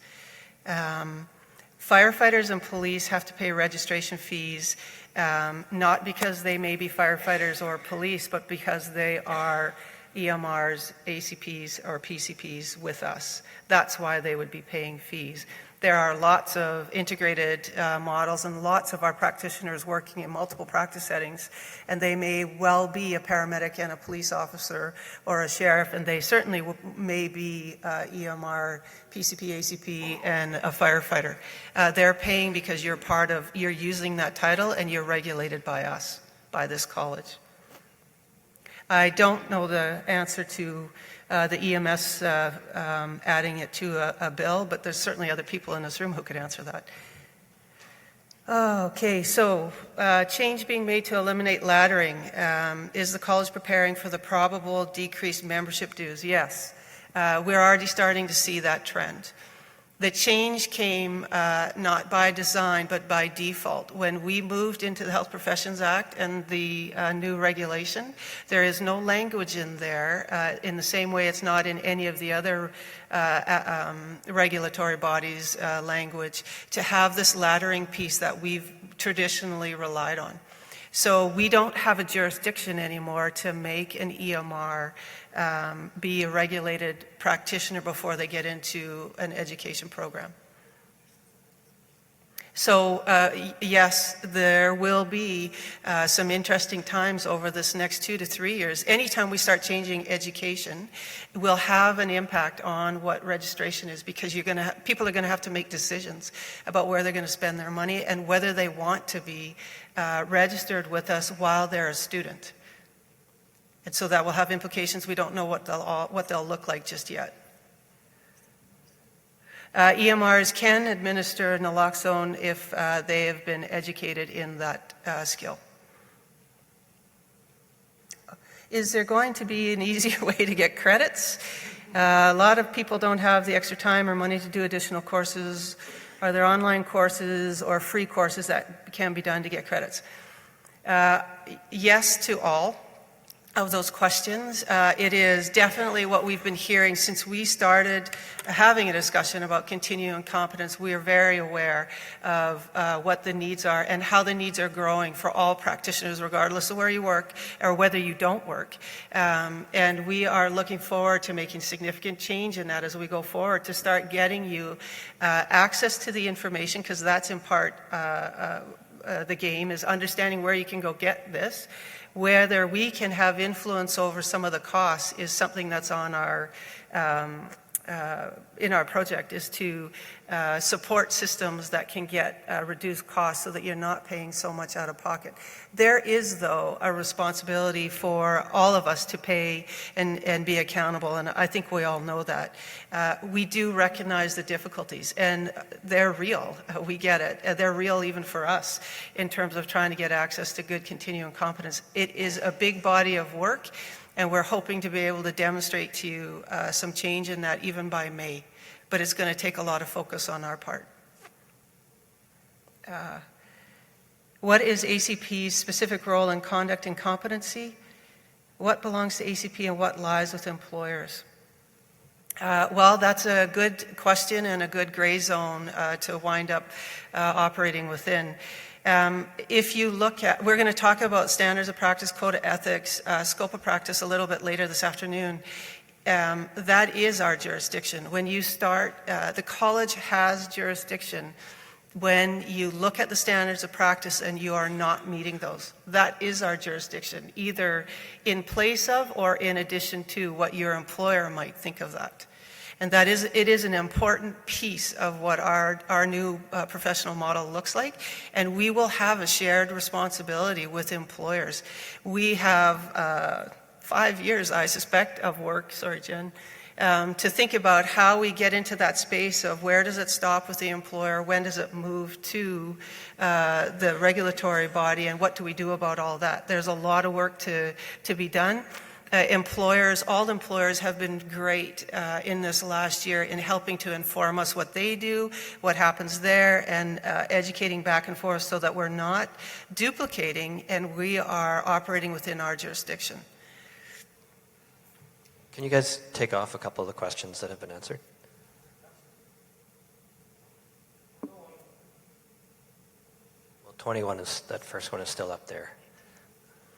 I'd like to catch with the 16 votes, why are members being punished and forced to pay out of pocket with increased dues for inappropriate conduct and decisions made by council's committees that did not reflect the will of the members? That is the function of a self-regulatory body. So there's a whole bunch of points. Hopefully I can catch them in there. One, we all take accountability for all of our conduct, so we pay for that. So all of us as practitioners and regulated members are responsible for the conduct of others, our colleagues. That is what a professional practice is all about. So we have to pay for that. That's our job. All of us as regulated members. That's actually our job. Hang on. Go ahead. Sorry, Becky. So there was a question up there around the APA, and I just wanted to make sure I answered that in the order of transparency. So our relationship with the APA is a bit of a challenge because I don't necessarily agree with how the APA is operating. Now, I know Mark and Dusty are here, and I'm happy to sit down and talk with them, and hopefully we can work out a way where we can change that relationship and make it a more positive one. But I'm going to be transparent with you that it's not a positive relationship at the moment. It is a bit of a challenge, but we're going to work through it because I think we need to for our profession. The other part of that was, does the ACP intend to take on the role of association as well as regulator? To answer that question in short order, we are going to start to, Council did pass a vote to realize the fact that we already do association work. And I'm going to let Becky speak more to the actual work of the association that we do. So yes, we've already been doing association work for a long time, and we need to start just realizing that we do that. Is there a conflict in taking on both roles? There's a number of regulators that already do it, and so I think that speaks for itself. But I think, Becky, I think you'll do a better job of giving the details around those last two questions there. Okay, well, I'll add to then, Pete. We have been for the last 6 years doing a lot of what other regulatory bodies have told us is association-like services. Those things are when we, and many years back, we have a long history of doing things like creating the continuing competence modules and delivering them, whether free or at cost, to the membership. That is an association type task. We have specifically in the last 5 years aligned with the Paramedics Association of Canada, and we did that for a number of reasons. One, to develop and support a good professional liability insurance option for people, albeit it's one at this point. It takes large numbers to get good sustainable coverage for a profession. Two, we have, the pieces fell into place a few years back when we were tasked with, one of my jobs and some of the team that's still at the college with me, we're tasked with looking at, we need to redevelop our Alberta occupational competency profile to reflect current practice. That enabled us to have a conversation, it in the end required us to have a conversation with the National Association and broaden that piece out so that we could actually achieve practice in Alberta and a standardization of the competency profile across Canada, which has been, it's still a problem across Canada in terms of having the same uptake of even the 2011 NOCP across the country, which enables all of us to move across provinces. Right now, we still have a large intake of, and I don't suspect that'll change, of labour mobility candidates who come to us with all sorts of different education and experience because they come from different places in Canada or abroad. And we need to, looking at standardizing that is truly association type work in terms of advancing the profession. The education piece and signing on or aligning with the PAC Vision 2025, that comes out of advancing the profession advocacy work, which is not regulatory function. So those things we've been doing for the last 6 years, the college, even as far back as APA, has been doing the continuing competence piece and continuing education. So we've really been in that space for a long period of time. There was one more question in there about. Okay.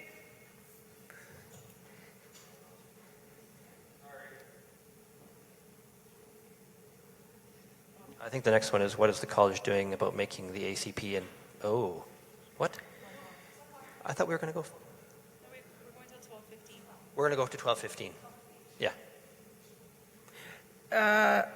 I just wanted to tag that. Is there a conflict between regulation and association? Yes. In the end, there can be conflict. There is lots of leaning that we've done on the other regulatory bodies in Alberta who have experienced all sorts of things in terms of starting out as a regulation and a regulatory body and association. They've grown an association and then let it, pharmacy as an example, they started out as a regulatory body and association, and then their association split off.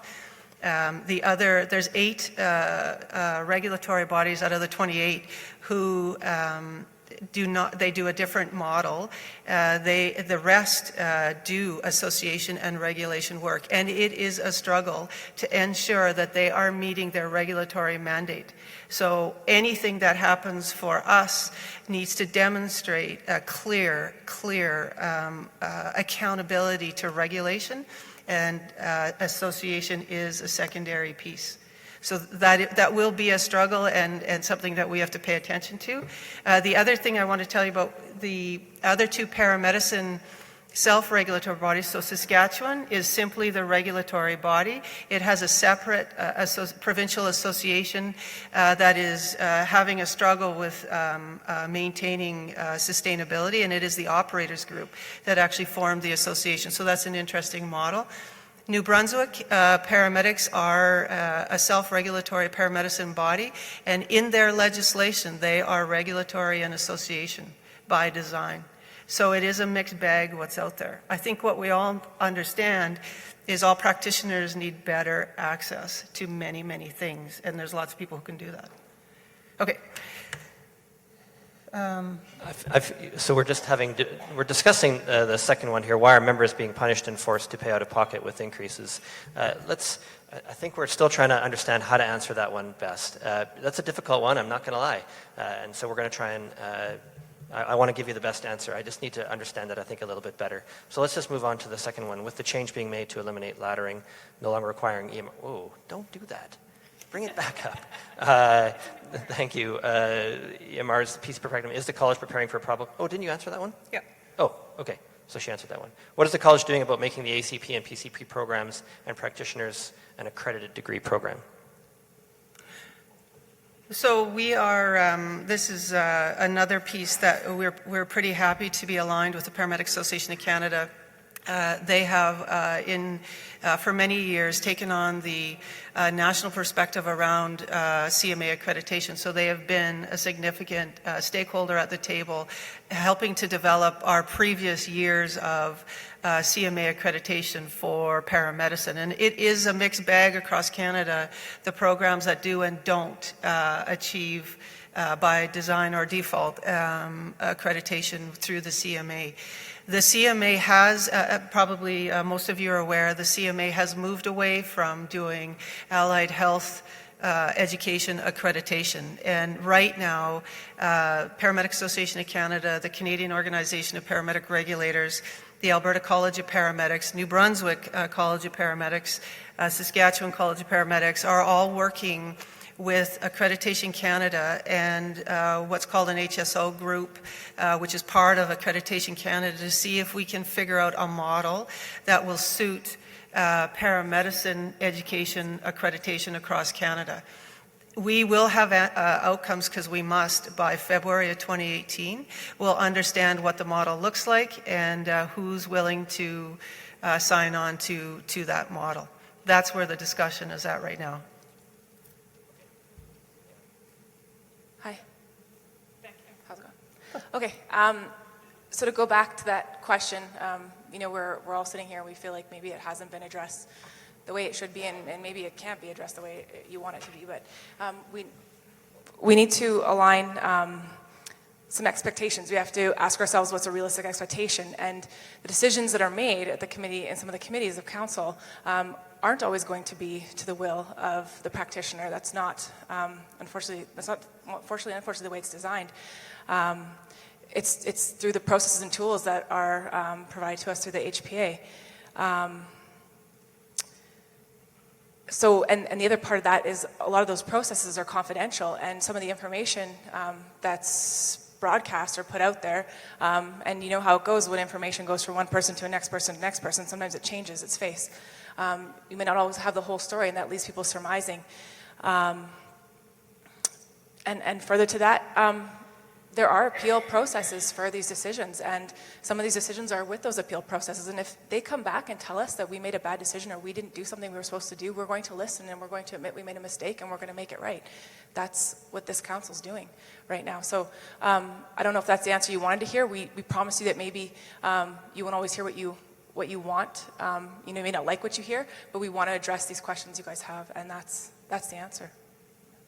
The land, are we talking about the land? Selling the land would be a mistake. Why is the college pushing to sell an asset for a short term? I cannot disagree with that more. The analytics are in. We can't sustain it. We simply cannot afford it. Pushing through with that project would eat through any surplus, put us in absolute deficit position, and not allow us to serve you in the ways that we're supposed to in our core functions. In creating these partnerships, in advancing the profession, we wouldn't be able to do that. We would have a piece of land. And I know that's a good idea. And when we were in a surplus over surplus over surplus over surplus situation, that was a good idea at that time. It's just not feasible at the moment. I think Becky can probably quickly answer that first one there. How many times has ACP been sued? I mean, is that in the last year? It's twice. I don't know how else to there answer is that application question. being filed, but we have two files, which I did speak to earlier, that could probably answer that question in 17. I don't know off the top of my head, but we could certainly find out what the last 5 years has looked like. Okay, the next question is, was there a company hired to help with the search for a new ED? We are engaging in third-party providers to help us with this search for the new ED. So we are not doing this internally. It is going to be done externally by a headhunter, an HR department, an HR firm that is going to give us all of the information. And that's why we're taking our time, because we're really taking the time to understand the business so that when we send out the job scope, they can find us the right candidates for us to review and select from. The next question, how healthy is the college's relationship with external stakeholders, especially that of the government of Alberta? I can tell you it's fantastic. I never knew Sean Knight until I took this position, and him and I talk quite regularly. He's an ED working in AHS, or in Alberta Health, sorry. Bree Hutchinson, I knew Bree from a long time ago. She works for EHS. She's a director there. Her and I chat. I don't know who else in government. Obviously, I know Rick Fraser really well, so him and I talk. I can assure you that if there were any challenges with external stakeholders before, I and council with the acting ED registrar, we are working very hard to rebuild and create strong relationships with our stakeholders. I've met twice with Nate and Sate, and I definitely plan on spending time chatting with AFFA as another example. So stakeholders are very important to us, and we are going to make it a priority. Do you mind answering this next one, Becky? Member Services Agent? Oh, so the question is, Member Services Agent is a staff position that is identified in the org chart, seems like an association role. Why are members paying for a function that has not been defined by ACP? The Member Services Agent is a title. It does sound like an association type title. It is actually our service, our registry and continuing competence. That's the title of their job descriptions. So it is simply the functions of regulation that those folks are providing customer service for, which we have to do in order to get you through the process of renewal, through the process of managing your continuing competence. They may grow as we walk down the path of what is association type services, but that's a ways down the path. So we're going to answer the question just below that one now. This is, in the effort of transparency, how will the members be notified of upcoming board meetings and topics to be discussed so that the members can feel like we matter and can contribute? So each and every one of you are welcome to come to any council meetings that we have. You just need to contact the college and let them know that you're interested in coming, and we'll make sure that we make space for you, that we provide you with a copy of our dossier for the day, or both days if you're choosing to come to both. There are some situations, for example, an in-camera session that you would have to step outside for, but otherwise you guys are all welcome.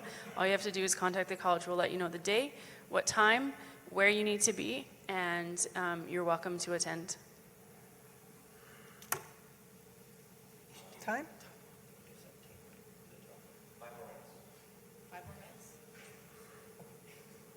So I get the question of, as the interim, How many?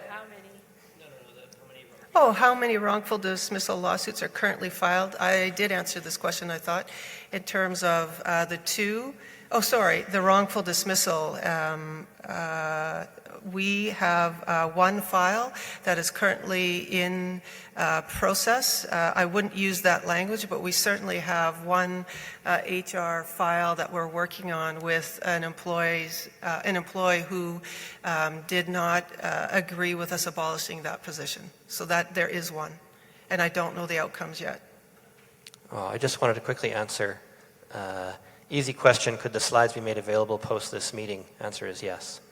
What was it? Oh dear, stop doing that. We are invited to follow up our own on many pieces. We'll likely need slides. Yeah, so absolutely the slides will be made available. I'm going to answer this next one. As the interim, do you plan on applying for the ED registrar role? I'm not sure if she does or not. If she does, then that's up to Becky to decide to do that. But let's be clear, we're not even sure if we're going to have it as an ED registrar role. It might be an ED and a registrar. So we're not sure where we're going with this. This is going to take some time, and as we've talked about before, we are going to do this the right way the first time to make sure that we understand the business of the college and to make sure that you get what you need out of your college with the right person in place. How is ACP addressing the mechanism to remove restrictions as no courses currently exist from any schools to lift restrictions and employers are no longer allowed to lift restrictions? Whew. You're going to have to answer that one. That's a great question, and it's a big struggle for us, and I think for all the folks who are participating in trying to get our folks in through labour mobility. We have a whole bunch of work on the go there. It is some employers are helping us with doing some monitoring within a QA piece once some training has occurred. So that's one option where restrictions are being managed. We are in a state of having a couple of approved education programs ready, although I'm not sure if ready today, providing some education through the education programs specific to restrictions lifting. It is a big concern for us. We know that it's a struggle for everybody in this room, everybody online, everybody trying to move across the provinces. So we have a lot more work to do on that. So I'm just going to answer the next, oh, for heaven's sake. Okay, why did the previous ED leave the college, and then the next one, and then we're going to have to cut it for time. So why did the previous ED leave the college? Because it was time. Be aware that best practice and understanding how businesses work, that EDs generally, CEOs, EDs generally last between 5 and 7 years. It was time for Tim to leave. He did a great job of bringing the college to where it was, where we're at, and now we get to build on what he did. But it was simply time to lead. It was time for some new leadership. Is it true that within recent times there were councillors serving on council that were never elected to the position? Yes, it's true, because at the time the bylaws allowed for people to be appointed. So if somebody was elected and resigned before their term ended, the bylaws allowed for us to go through a process, and it was an extensive process to find somebody to fill that position before, say if somebody came on, they had a 3-year term and they were gone in the first year. So there were still 2 years left for that position. Then we would try and fill that position with an appointment. I can tell you we don't do that anymore.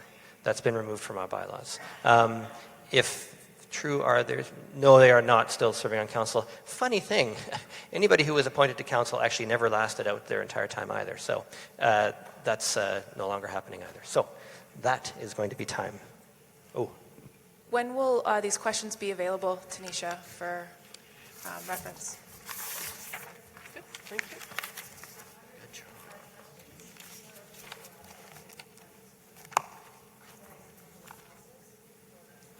So over the next, so we're saying we have 155 questions we're going to provide answers to.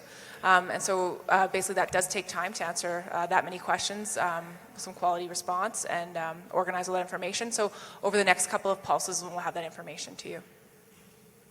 Okay, so I want to close out, and I want to say thank you to everybody for going through this. I want to thank, obviously, Becky and Dusty and Melissa for their work. And I want to thank all of you for using Pigeonhole. It's really cool. It's a bit frustrating when the questions switch around, but it was really cool to do it this way. And I would definitely love to hear your feedback if you liked it or not. I hope that, again, like I said from the start, that you walk away from this thing being informed. I know some of those questions, maybe you didn't like the answer. But that's okay, because I wanted to make sure that we demonstrated very clearly to you that we want to be open and honest with you about what's happening. And I hope you feel that way. And if you don't, then you can come talk to us.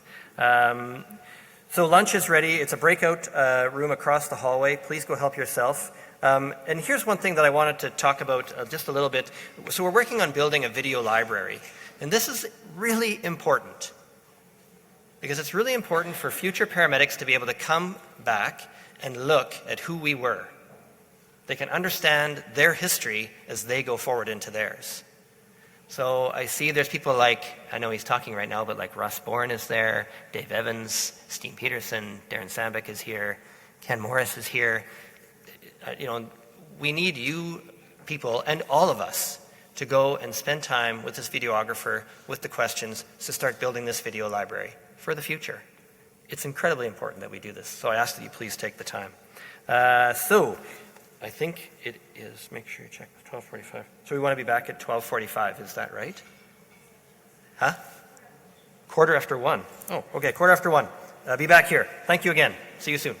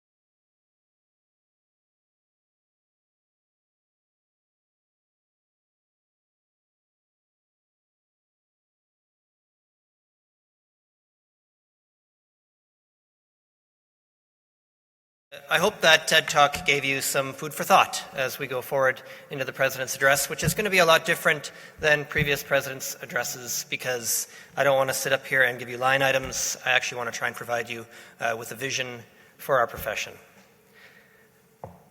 So, let's talk about vision for a second. What does that mean?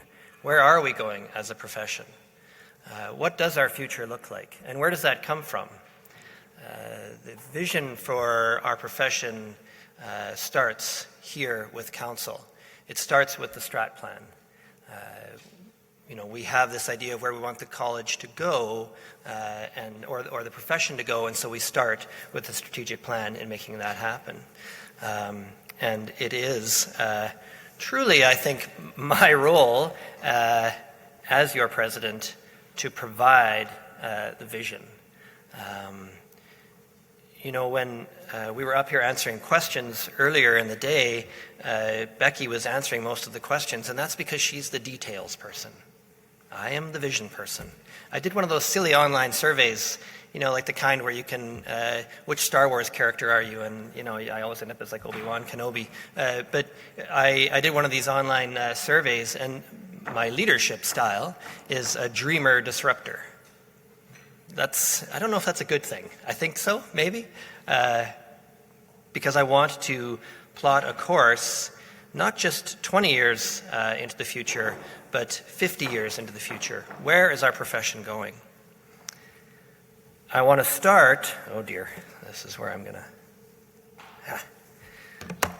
I want to start with a question to you as I go into this report. Are we valued? Does society respect what it is that we do for them? Think about physicians or politicians. Maybe we should even look at ourselves. Do we respect what it is that we do? I want you to know a little bit about me. So I want to leave that with you. I want you to think about that. And I want you to know a little bit about me, because when we talk about respect,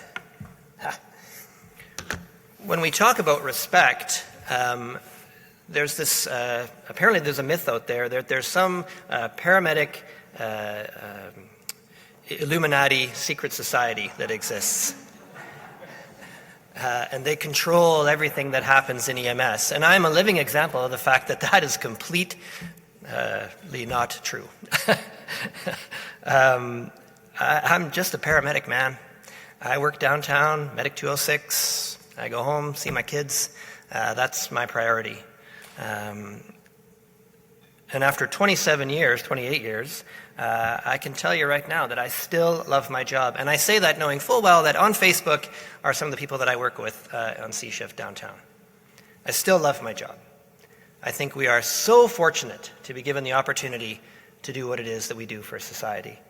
I'm not going to lie to you. I don't like hallway weights, and I don't necessarily like the electronic PCR. But that doesn't define how I love my job and what I love to do. And the other thing to answer to the paramedic Illuminati secret society, and the unicorns were my idea, but I want to thank Tanisha for finding such cute little unicorns. I was not supposed to be president. But after our previous president was not successful in getting elected, council very graciously appointed me to be president, and I humbly serve as your president. But that's the point, is that I was not supposed to really be here. So there is no paramedic Illuminati society, and let's consider that myth that's out there. And are we respecting ourselves with myths like that? Or are we just delegitimizing our profession? I talked a little bit earlier, both earlier in the day and just now, about council, and the fact that the vision for our profession comes from council. Visions are realized through council. So let's talk about education, the degree program, the 2025 degree program. My God, that was discussed in '96, the idea of a degree program. And it took that long, but it was an act of council to finally make it happen. Legislation, the HPA, again, that was another one that was talked about a long time ago. And it took a lot of work to make it happen, but it was an act of council that made it happen. So all of these things come through council. And I want I think all of council will confirm that every time, I'm forgetting to do this thing. Every time I start a council meeting, I have a period of reflection, because I want us to think about the decisions that we're making, not just for you, but for future generations. And so I always say, 7 generations from now, what will they say about the decisions that we've made? So let's look 7 generations into the future, and this is my vision. Can we kill the lights?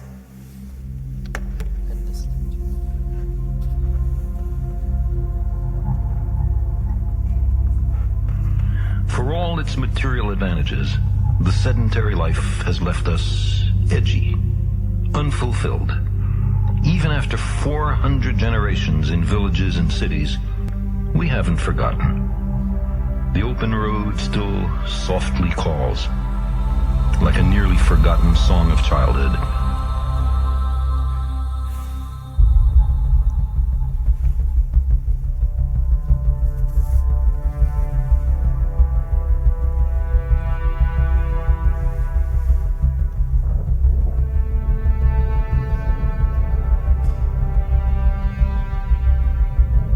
We invest far-off places with a certain romance. The appeal, I suspect, has been meticulously crafted by natural selection as an essential element in our survival. Long summers, mild winters, rich harvests, plentiful game. None of them lasts forever. Your own life, or your band's, or even your species might be owed to a restless few drawn by a craving they can hardly articulate or understand, to undiscovered lands and new worlds.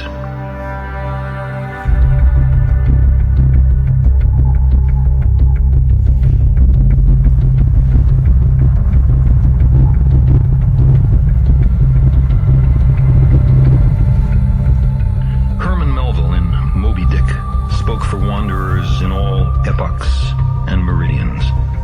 He said, "I am tormented with an everlasting itch for things remote.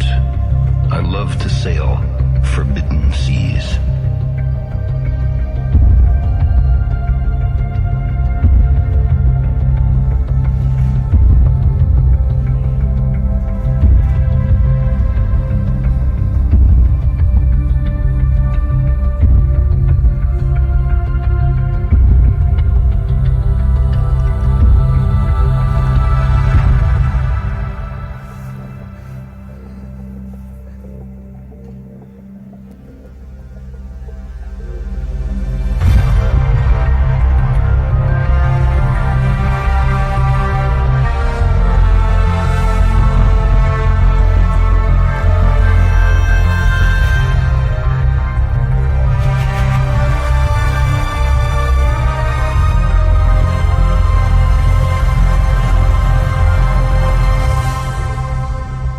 Maybe it's a little early.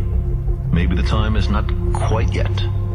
But those other worlds, promising untold opportunities, beckon. Silently, they orbit the sun, waiting.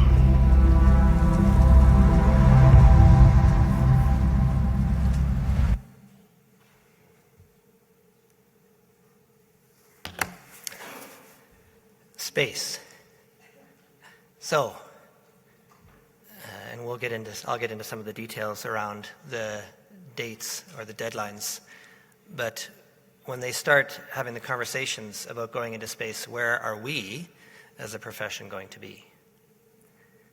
But let's go back to my earlier question to you. Are we valued? Does society truly value what it is that we do? So we'll talk about politicians a little bit. In 2012, the government at the time decided that we would not be identified as public health and safety, that we would be labeled only as public health. And my question is simply, what profession would allow a ministry of government to define itself? In 2015, the new Alberta government decided to have, very wisely, to have a mental health review. We were not a part of that mental health review. Has anybody read that mental health review? Oh, yeah, look. Okay, there's 3 people. We're not really mentioned in that mental health review. And right now there's this narcotic fentanyl issue that seems to be plaguing everywhere. And we do not sit and provide our feedback on how to deal with that issue. Why is that? Physicians right now seem to want to limit our clinical practice. I'm wondering why we don't try and work together to expand it and toward a practice excellence. But it's always easy to point at others, and sometimes we need to look in the mirror and point to ourselves.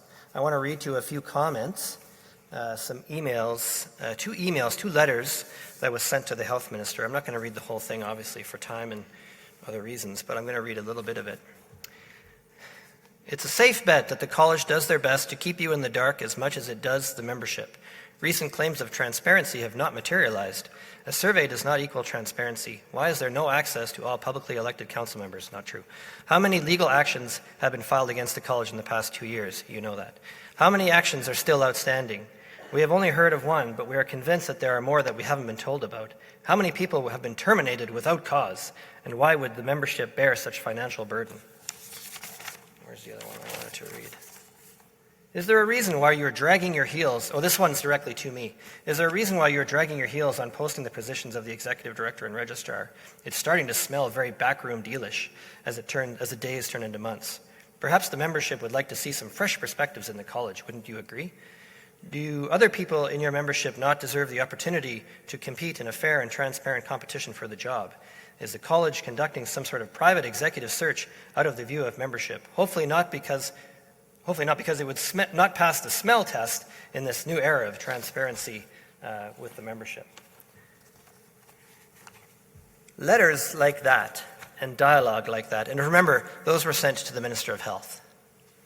They do nothing to legitimize our profession. Now, I'm not suggesting for 1 second that you shouldn't be annoyed with something that I do. Absolutely you should. But as a profession and as a community, we need to find different ways of talking to each other. We need to start understanding that conflict is actually okay. That through conflict you can actually come to some pretty amazing relationship. Because when we do stuff like this, all we continue to do is undermine our profession and people's view of our profession. Our actions can't be the reason that our profession doesn't advance.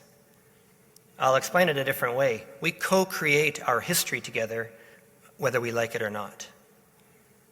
When a practitioner is in the media talking about EMS, when I treat a patient, when an MLA who used to be a paramedic talks on the ledge, those individual acts all come to be a part of our shared history. What each one of us does matters. How I treat my patient matters. And here's the kicker. Whatever's done is done. Whatever I do now becomes a part of our shared history. And understanding this concept of shared history is a part of self-regulation. The HPA doesn't make us professional. It's just a piece of paper. Legislation doesn't make us professional. We make ourselves professional. So if you identify with being a paramedic or an EMR, then you own what the other paramedic does. And how you respond, how you act to what was done defines you, it defines us, it defines the profession. So what should we do differently? How do we come together as a community to change the conversation and the perception that others have of our perception? Because when NASA or the RSA or ESA or Virgin X or what's the other one? Virgin Atlantic or SpaceX, come together to start to talk about crew complement, where are we going to be? I want us, and this is my vision, to be at those tables. We have value that we will bring to those operations. We need to be there. And I don't want us to be there as some sort of afterthought. I want us to be there because we deserve to be there. Well, I won't be there. I'm far too old. But some of you in here will be there, and you should be there. So I want to share with you a little bit of what Council has done and what I have done since becoming president. Oh, wait, there's a slide. Oh, dear. Yeah. since becoming president, and I truly believe that we are working toward a glorious future for our profession, and I remain steadfast in my belief that our profession can do more for the health and safety of Albertans than any other profession. So some of the things that we've done, we are some of these slides aren't going to work, just go with it.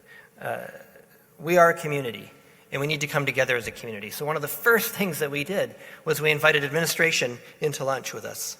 It's a simple act. So council meets about 6 times a year, over 2 days, and we have lunch.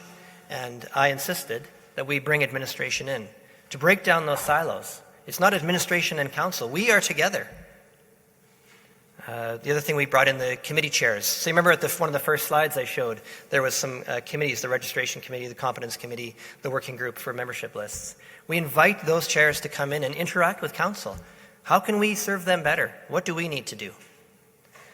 And we are working hard with our relationships with the schools, with the fire service, and with the unions to improve efficiencies, save money, and to work on streamlining governance. Like we said, we collapsed those 2 committees, FRMA and GNN. And again, to speak a little bit about governance, we are going to be spending more time and money on training your board of directors, your council, because we want to make sure that good decisions get made so that some of the mistakes in the past, we don't repeat those. Because the people who are going to be on these boards, who are going to be your councillors, are going to know what to do. If you think you need to elect good people, let me put that out there. You need to elect good people. And we're really lucky because we have great people on council right now. The future is bright with this group. You need to elect good people, but once they get in there, they need training. Because reading a budget, doing a strat plan, understanding just the idea of governance, that takes training.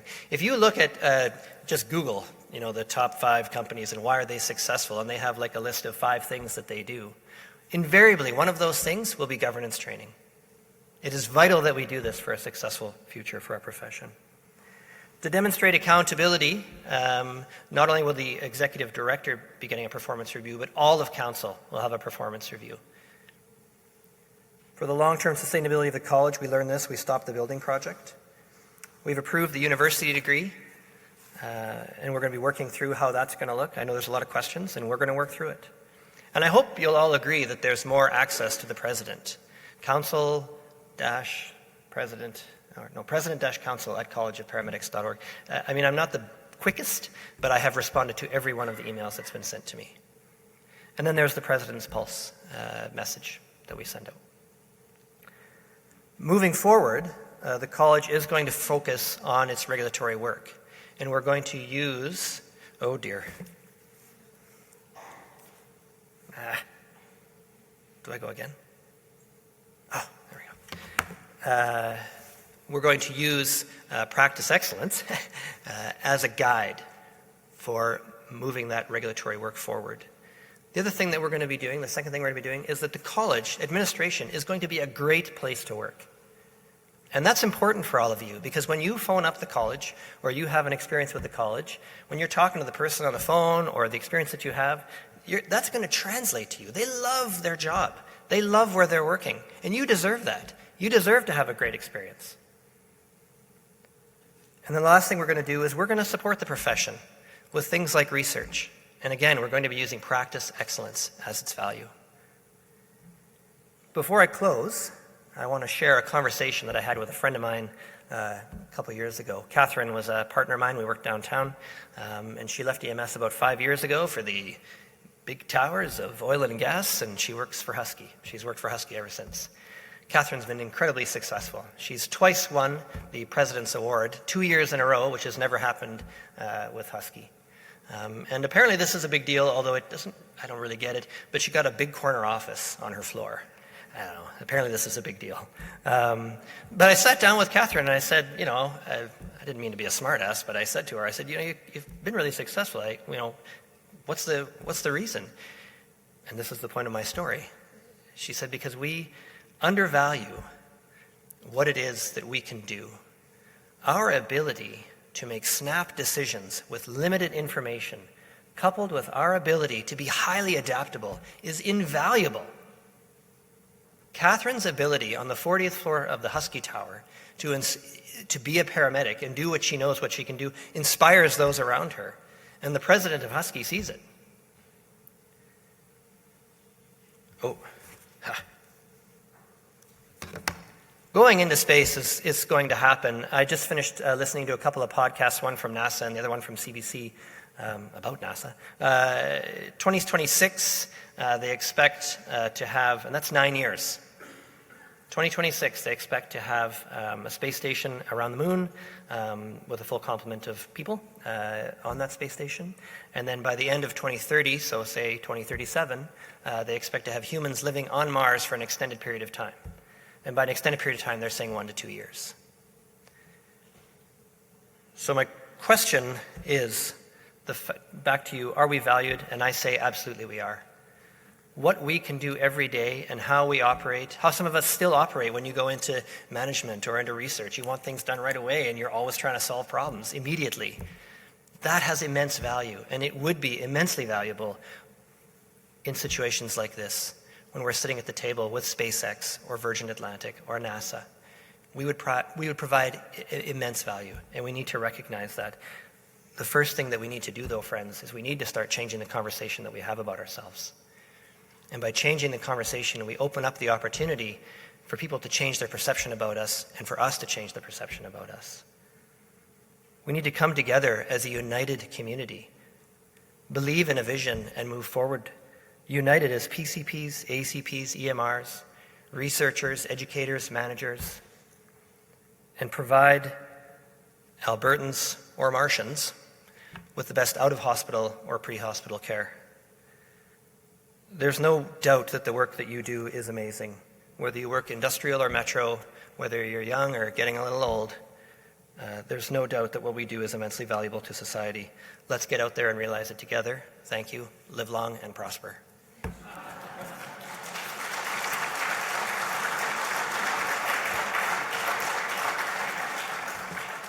think that's the last slide. Oh, there. Oh, and questions. Ooh. Go. Oh. What do I do? Do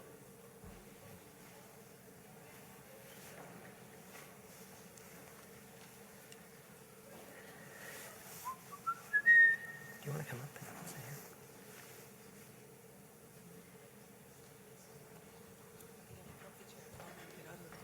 here? No, there's a mic there, so.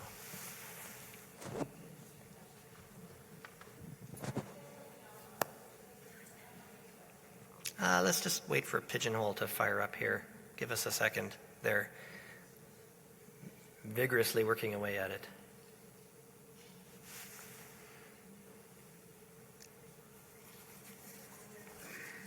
Just give it a second, everybody. I know it's kind of a pain, but they're working on it.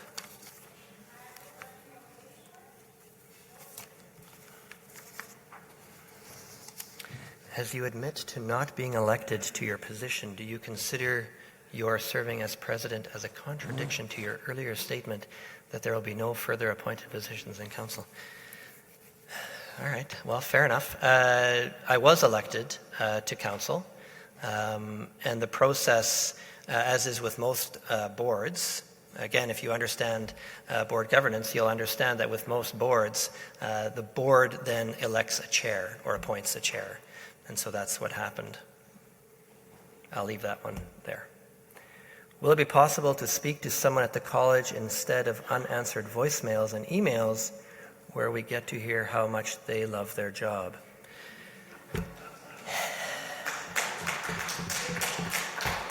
Really? And fair enough. I guess if that's the case, then we definitely need to do a better job, and I apologize for that. And we'll definitely, Becky's right here, we will definitely do a better job of trying to answer your voicemails. But I guess this is the point of what I was trying to say. If this is the kind of conversation that we're going to have, we're not going anywhere. How does a practitioner contact a counselor who is supposed to represent them? And this, again, is something that's difficult to understand when it comes to governance. Governance isn't sexy, man, and it's not like we're elected officials. You elect us to do our job on the board as governors. And so we make decisions based on the information that we have, not information that you have. Because you're supposed to believe in us, you're supposed to make sure that you elect the right people so that we'll make the good decisions. It's different when it's in government with an MLA or an MP, where they actually represent your views. You voted for me because you believed that I would make good decisions, not ones that you might like. Have you seen a shift in the overall attitude towards accountability and professionalism over the last couple of years? Absolutely, I think. We can talk about the lowest common denominator. That's no problem, but I'm not going to go there. I want to talk about the fact that every day when I'm at work and I see some amazing work done by the people who I work with. The way they treat patients, the way they adapt to their situation is amazing. And it's wonderful, and it's heartwarming. And it inspires me when I go to work and I see my friends doing amazing work that they do. How does your vision reflect the vision of the registered members? Well, here's the thing. If council, who you've appointed, decides that this vision is a ridiculous idea, they're going to boot me out. Because that's how that works again. End paramedic hallway waits. Where does the college stand? Oh, man. Thanks, Don.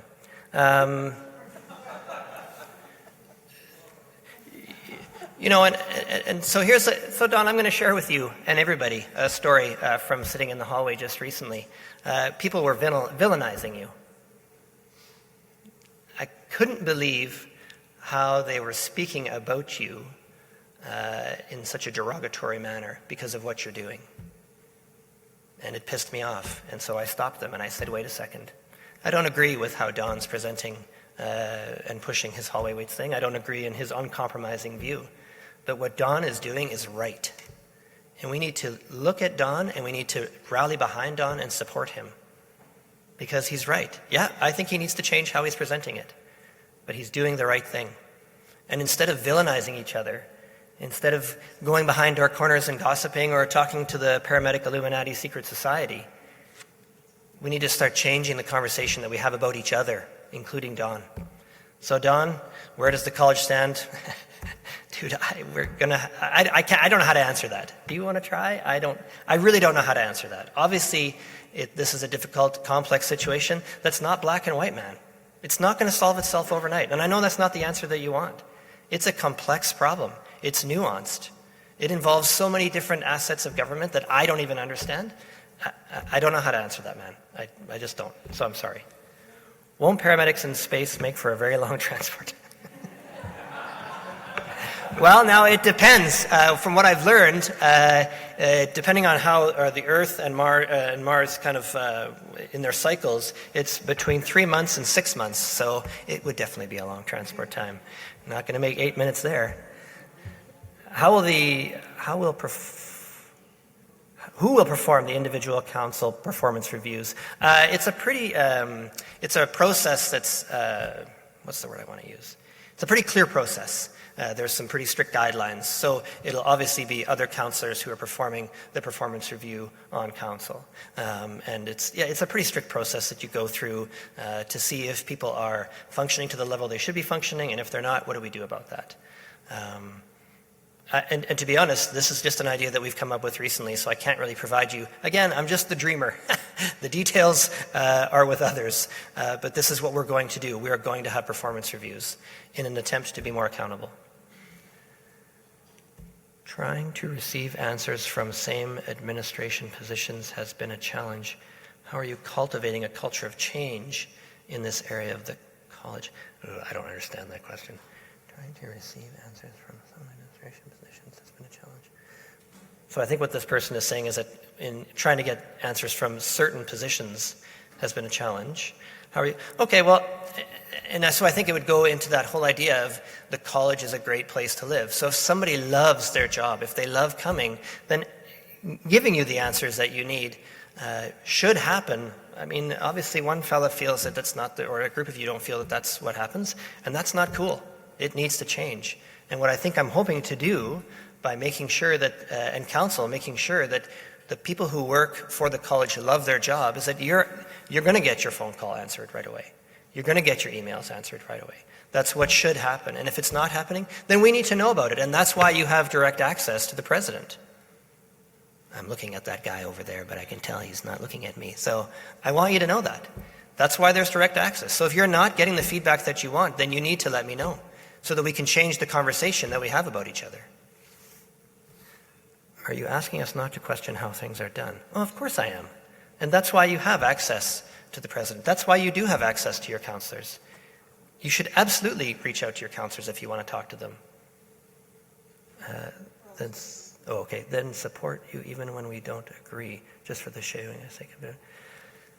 The outside world. Now that's a good question. Because sometimes you're not going to agree with the vision that we have or the direction that we're taking. And so all I'm saying is let's keep it inside here. Let's talk to each other before we run off to the media or to the health minister. Let's change the conversation. Let's show others that we can change the conversation and how we can be professional. I'm going to take one more because apparently I'm coming up to my time. Whoa.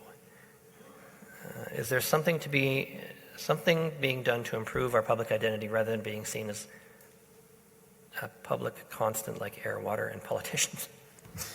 Okay, you're going to have to give me a second. Is there something being done to improve our public identity rather than being seen as public constant? Well, I would hope that, there is going to be, an improvement to our public identity when people start seeing, when we start talking differently about ourselves and respecting each other, we will then promote our profession. When we start using words like practice excellence when it comes to how we treat our patients and each other and how we view research, that's going to change our public perception because people are going to see that not only they're going to know that there's value, they're going to know that they need to respect us because of what it is that we do. I'm going to have to stop it there. Is that right? Yeah. Sorry. So again, but these questions aren't gone. They will be answered.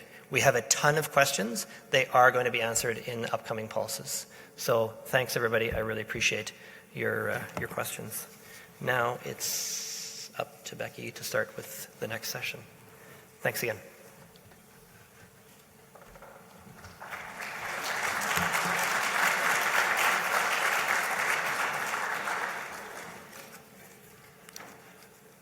Thanks, Pete. Thanks, everybody, for your patience, too, as we go through another hour of trying to share some information with you. Our next session is we want to introduce the standards of practice to you and spend a little bit of time in the first standard, which is quality assurance. So I am going to ask some of my colleagues, Heather Verbaas and Jennifer Cedarwald, to come up and help me out with this discussion. We will have a chance at the end of this. We'll try to keep this in our timelines and get at more of the questions at the end of this session as well.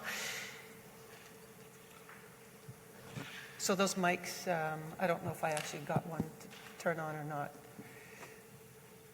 So I wanted to give you a brief history of the standards of practice, why they matter, why we're introducing them today.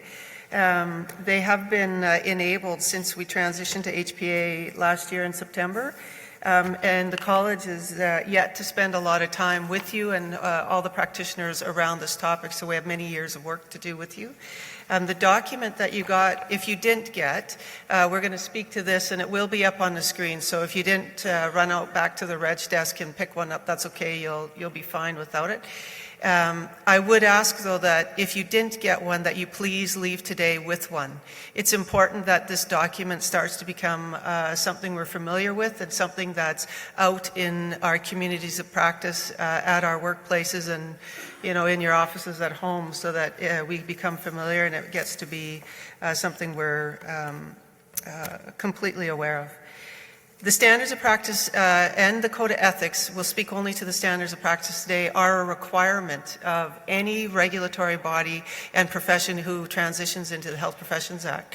So it has been, the outcome of the document that you're looking at today is an outcome of at least 10 years worth of work that many folks before us started when we were first having conversations about moving into a different legislation and regulation. Lots of work both at a provincial jurisdiction level, and certainly this document that you see has had the benefit in the last 3 years of getting circulated and worked on through the national group, which is a Paramedic Association of Canada steering committee.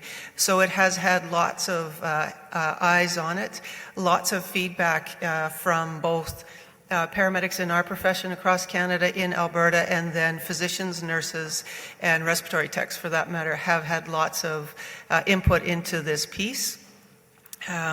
When we got down to the most recent draft of the standards of practice, it was a requirement for us to consult the final draft document back to government and back to the other health regulators. So all of the health regulators in Alberta have had their ability to consult and provide feedback. And we did receive a lot of feedback on this standards of practice, which is normal. We, as health regulators, share a lot of work and a lot of consultation.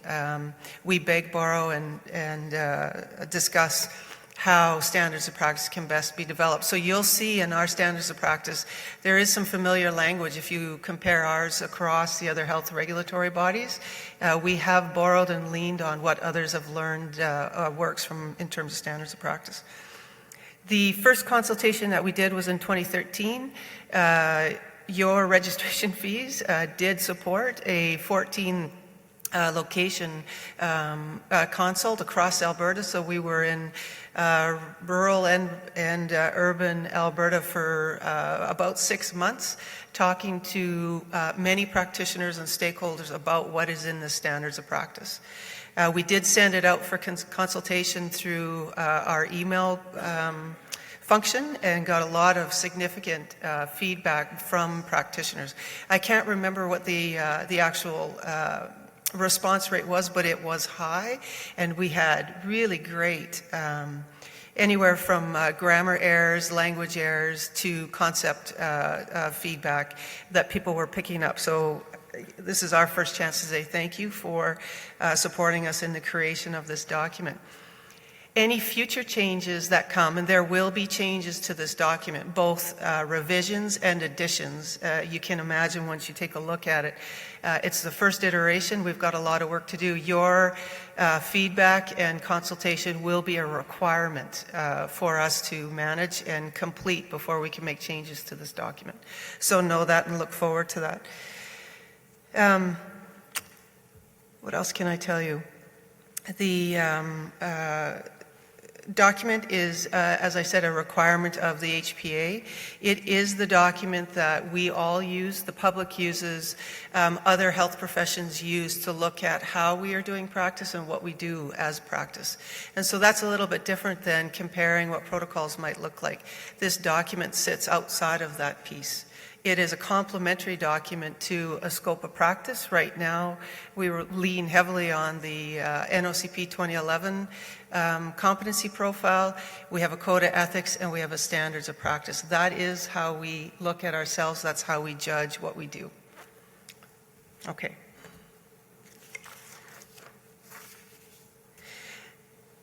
There are, I believe there's 7 standards. I haven't looked at it to count them. In this document, there are, I'll just count them out, 1, 2, 3, 4, 5, 6, 7 standards of practice. And they are intended to look at all aspects of our practice and our profession. So we will use this document, and Heather and Jennifer are going to help us walk through a case study to see how, when we apply the standards of practice to some of the regulatory functions, what that looks like. And it is intended just as an introduction. Our goal today is to begin the process of introducing the standards of practice to our membership.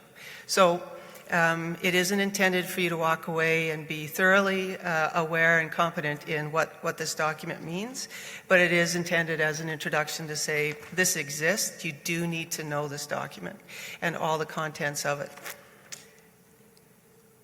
Did you want to start? I will hand it over to Heather and Jen, and then I think I'll stay put here in case we need further discussion. Sure. I can't hear you.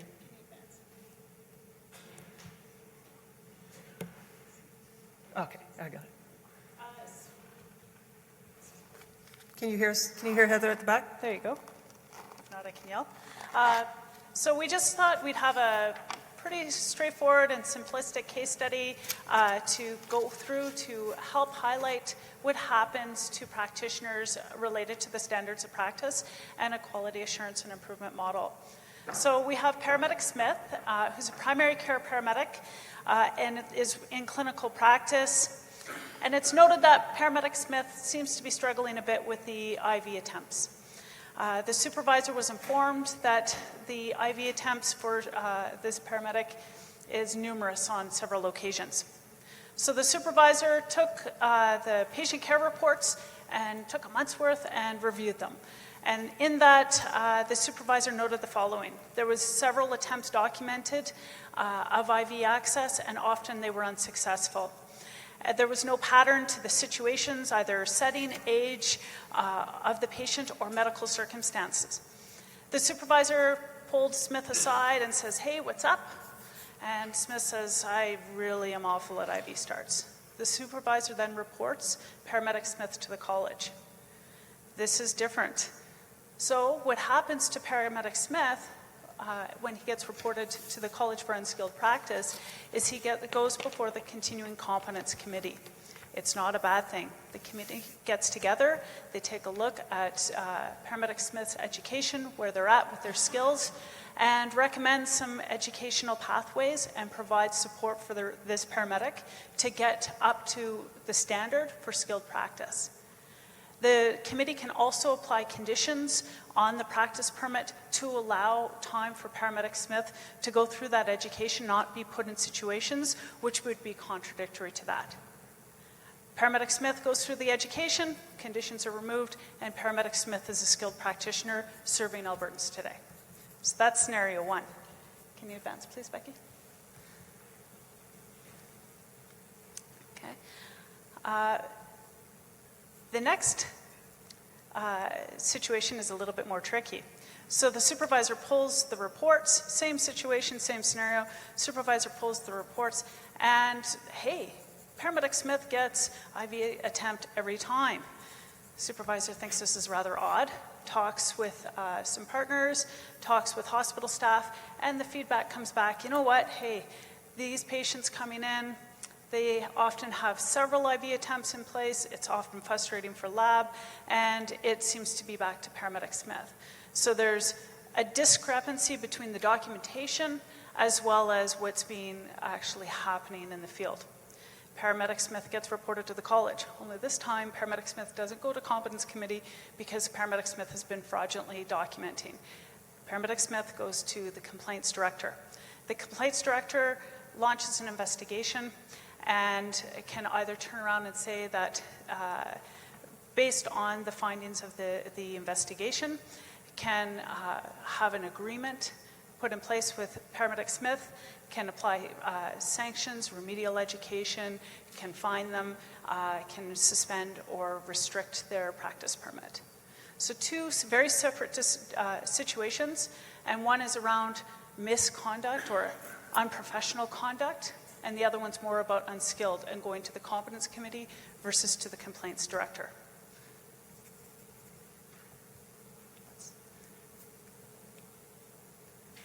Any questions on that? Any comments?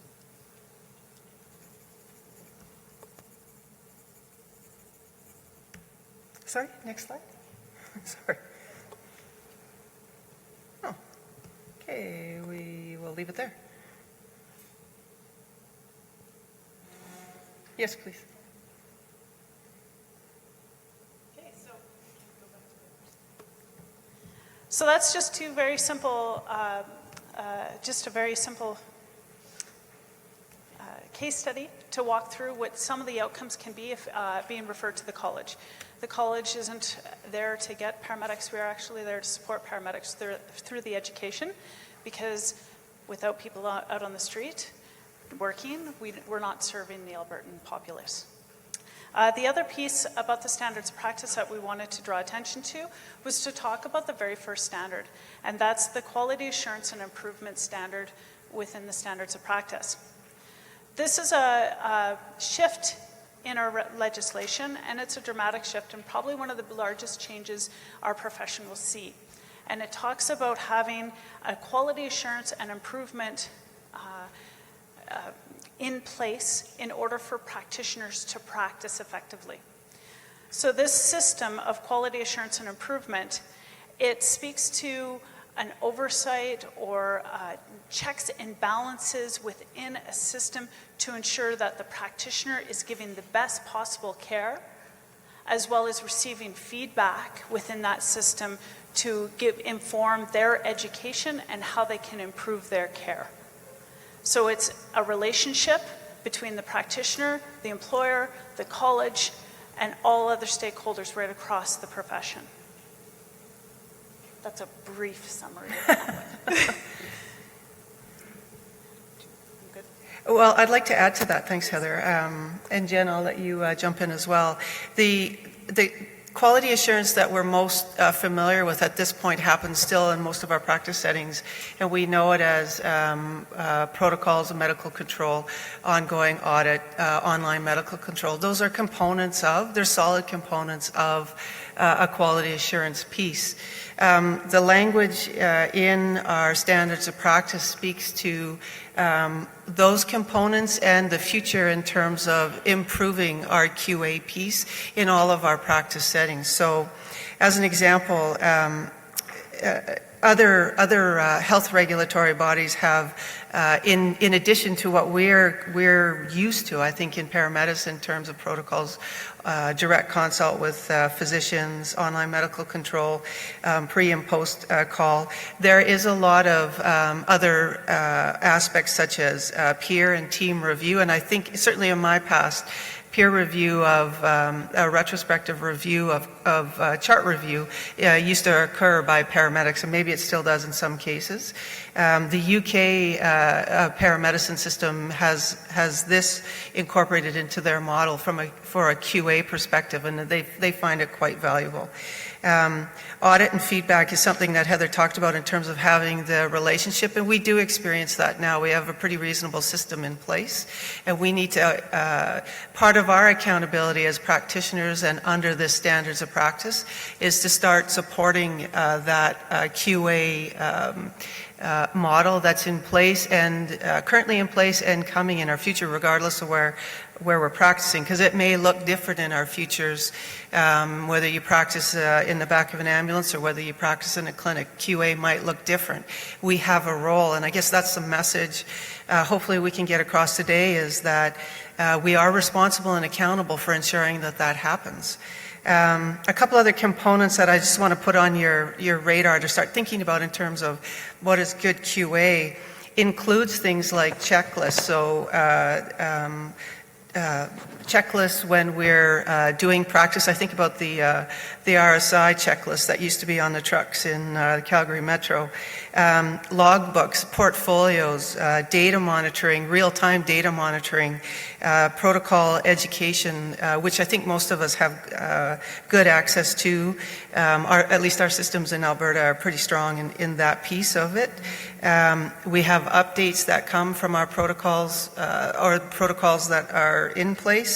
Those are components that make up a quality assurance piece. It's intended to be a system of ongoing review, revision, education, update, and practice change. That is what QA is about. And coming into the HPA and a professional practice model rests the accountability for this piece on us as individual practitioners, as educators, as preceptors. It is now on us to ensure that we contribute and we grow our quality assurance into the system that we need it to be. And a couple of points out of the case study that we're talking about that are directly relatable. And I forget most times until I talk to a few of my colleagues in the UK where they spend a lot of time in their QA piece around documentation. And I think it was Pete who talked about he hates the EPCR, and I think I do too. Sorry, some of you folks back there, Darren. It is, though, our responsibility to document in a way that matters to drive what our QA is. It can be frustrating, I believe. It used to be for me on the street when I was learning the EPCR, when we were learning about our documentation. But even this example of our case study where the documentation is used as part of a QA system, at least a small part, I hope that we can all learn as we go forward that the documentation and our ability to create data matters. And so I've certainly, in my experience, and we still hear about it today, we are not as good as we can be around data collection and data development. And that's the PCR. That tells people what we're doing. Obviously, you're well aware of that. But it is a key component of our QA system. And we need to get that message out that we need to improve on that. It is a way for us to start driving our own evidence development and body of knowledge based on what our practice is. And so if you take nothing else away, the documentation in terms of a key component of a quality assurance system, that is something each and every one of us participate and contribute to, and we need you to. Whether you're the last conversation I had even today was about the safety reports. That's the same thing. That's a key component of our quality assurance system. So we need to do a good job in those pieces, and we need to make change there. I think I'll leave it there. If Jen, did you want to add anything to? No, were there any questions? Oh. I just, about the scenario. I just wanted to stress that when a complaint comes in, and if it has to do with the unskilled practice piece, that, just to reiterate what Heather said earlier, that will go to the competence committee as opposed to the discipline route. So I just wanted everyone to know that it's not necessarily a conduct issue that gets reported to us. It will go to competence first. So. Oh. Okay. I just wanted to add that I've seen the committees and administration pull this document out and start walking through it when we have a file that comes in the door. And pretty much for any file that comes in the door, we start having a review of this document in the Code of Ethics and start walking through our process of understanding where we're at with individual files. Okay, so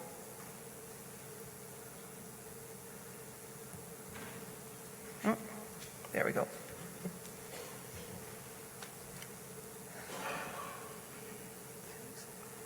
Oh, that's a great question. Okay, I can answer the first one there about employers' responsibility. So under the Health Professions Act, the employers have to report to the college on professional conduct if it results in a suspension or a termination. And we have already emailed all the employers that we're aware of on the mailing list to let them know about their responsibility. Having said that, anything that is not unprofessional conduct, we do not need or want in our department. So anything to do with any HR issue that can be handled by the employer will stay there. So only if it's unprofessional conduct. So being late or not uniform or whatever have you, please don't send them in.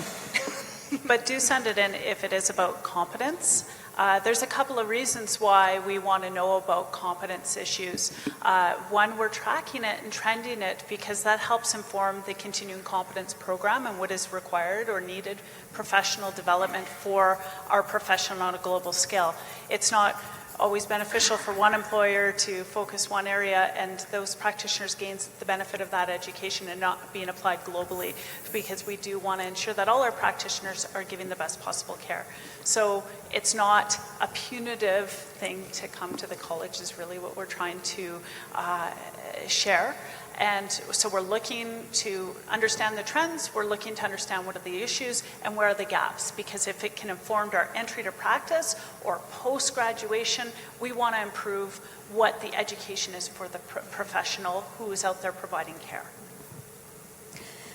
If I could just add something, I don't know if this is the right place to talk about it, but when we get a complaint from the employer, and if the employer has taken action already and done training with the individual and everybody's agreed that is satisfied, we're not going to send somebody to the same kind of training that you've already just had.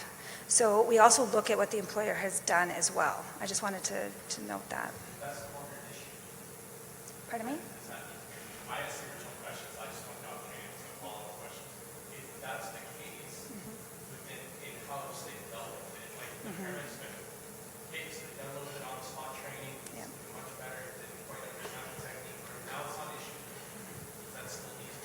Yeah, under the HPA it does. But it doesn't always mean there needs to be action on our side. But you can understand from a practitioner's standpoint the stress that goes along with that, right? Even though they've done everything they've been asked, they still know that that's going to come. Yeah. Yeah, I can certainly appreciate that. Outside of AHS employees with hands-on skills, education programs are available. That's something that we're working actively within the college to develop standards as well as opportunities. We have been dealing with our approved programs as well as looking at other providers to give this type of education for both reinstatement, refreshment of skills, or to deal with specific issues. I wanted to pick on regarding the QA program. Is this ACP generated or something developed by employers? It will be both. We are going to lean on, and we are right now for the last year, leaning on the solid QA systems that are already in place and that you're working within. We need to understand how they work, what they, how they meet what standards we're intending through this piece, and then grow that piece. And it's going to take us, 8 to 12 months, we are anticipating for us to get that back out the door to say, here's what a quality assurance and improvement process and system looks like according to the college. But we are already leaning heavily on the systems that are in place in health now. We're working with those folks and look forward to learning from what they know. We know some of the information already between paramedicine and nursing in terms of what is strong and what is weak in those systems, but we've got a lot of work to do. So it'll take, I predict, it'll take us this next year to get that out the door. So we will have this gray area of where we're pretty appreciative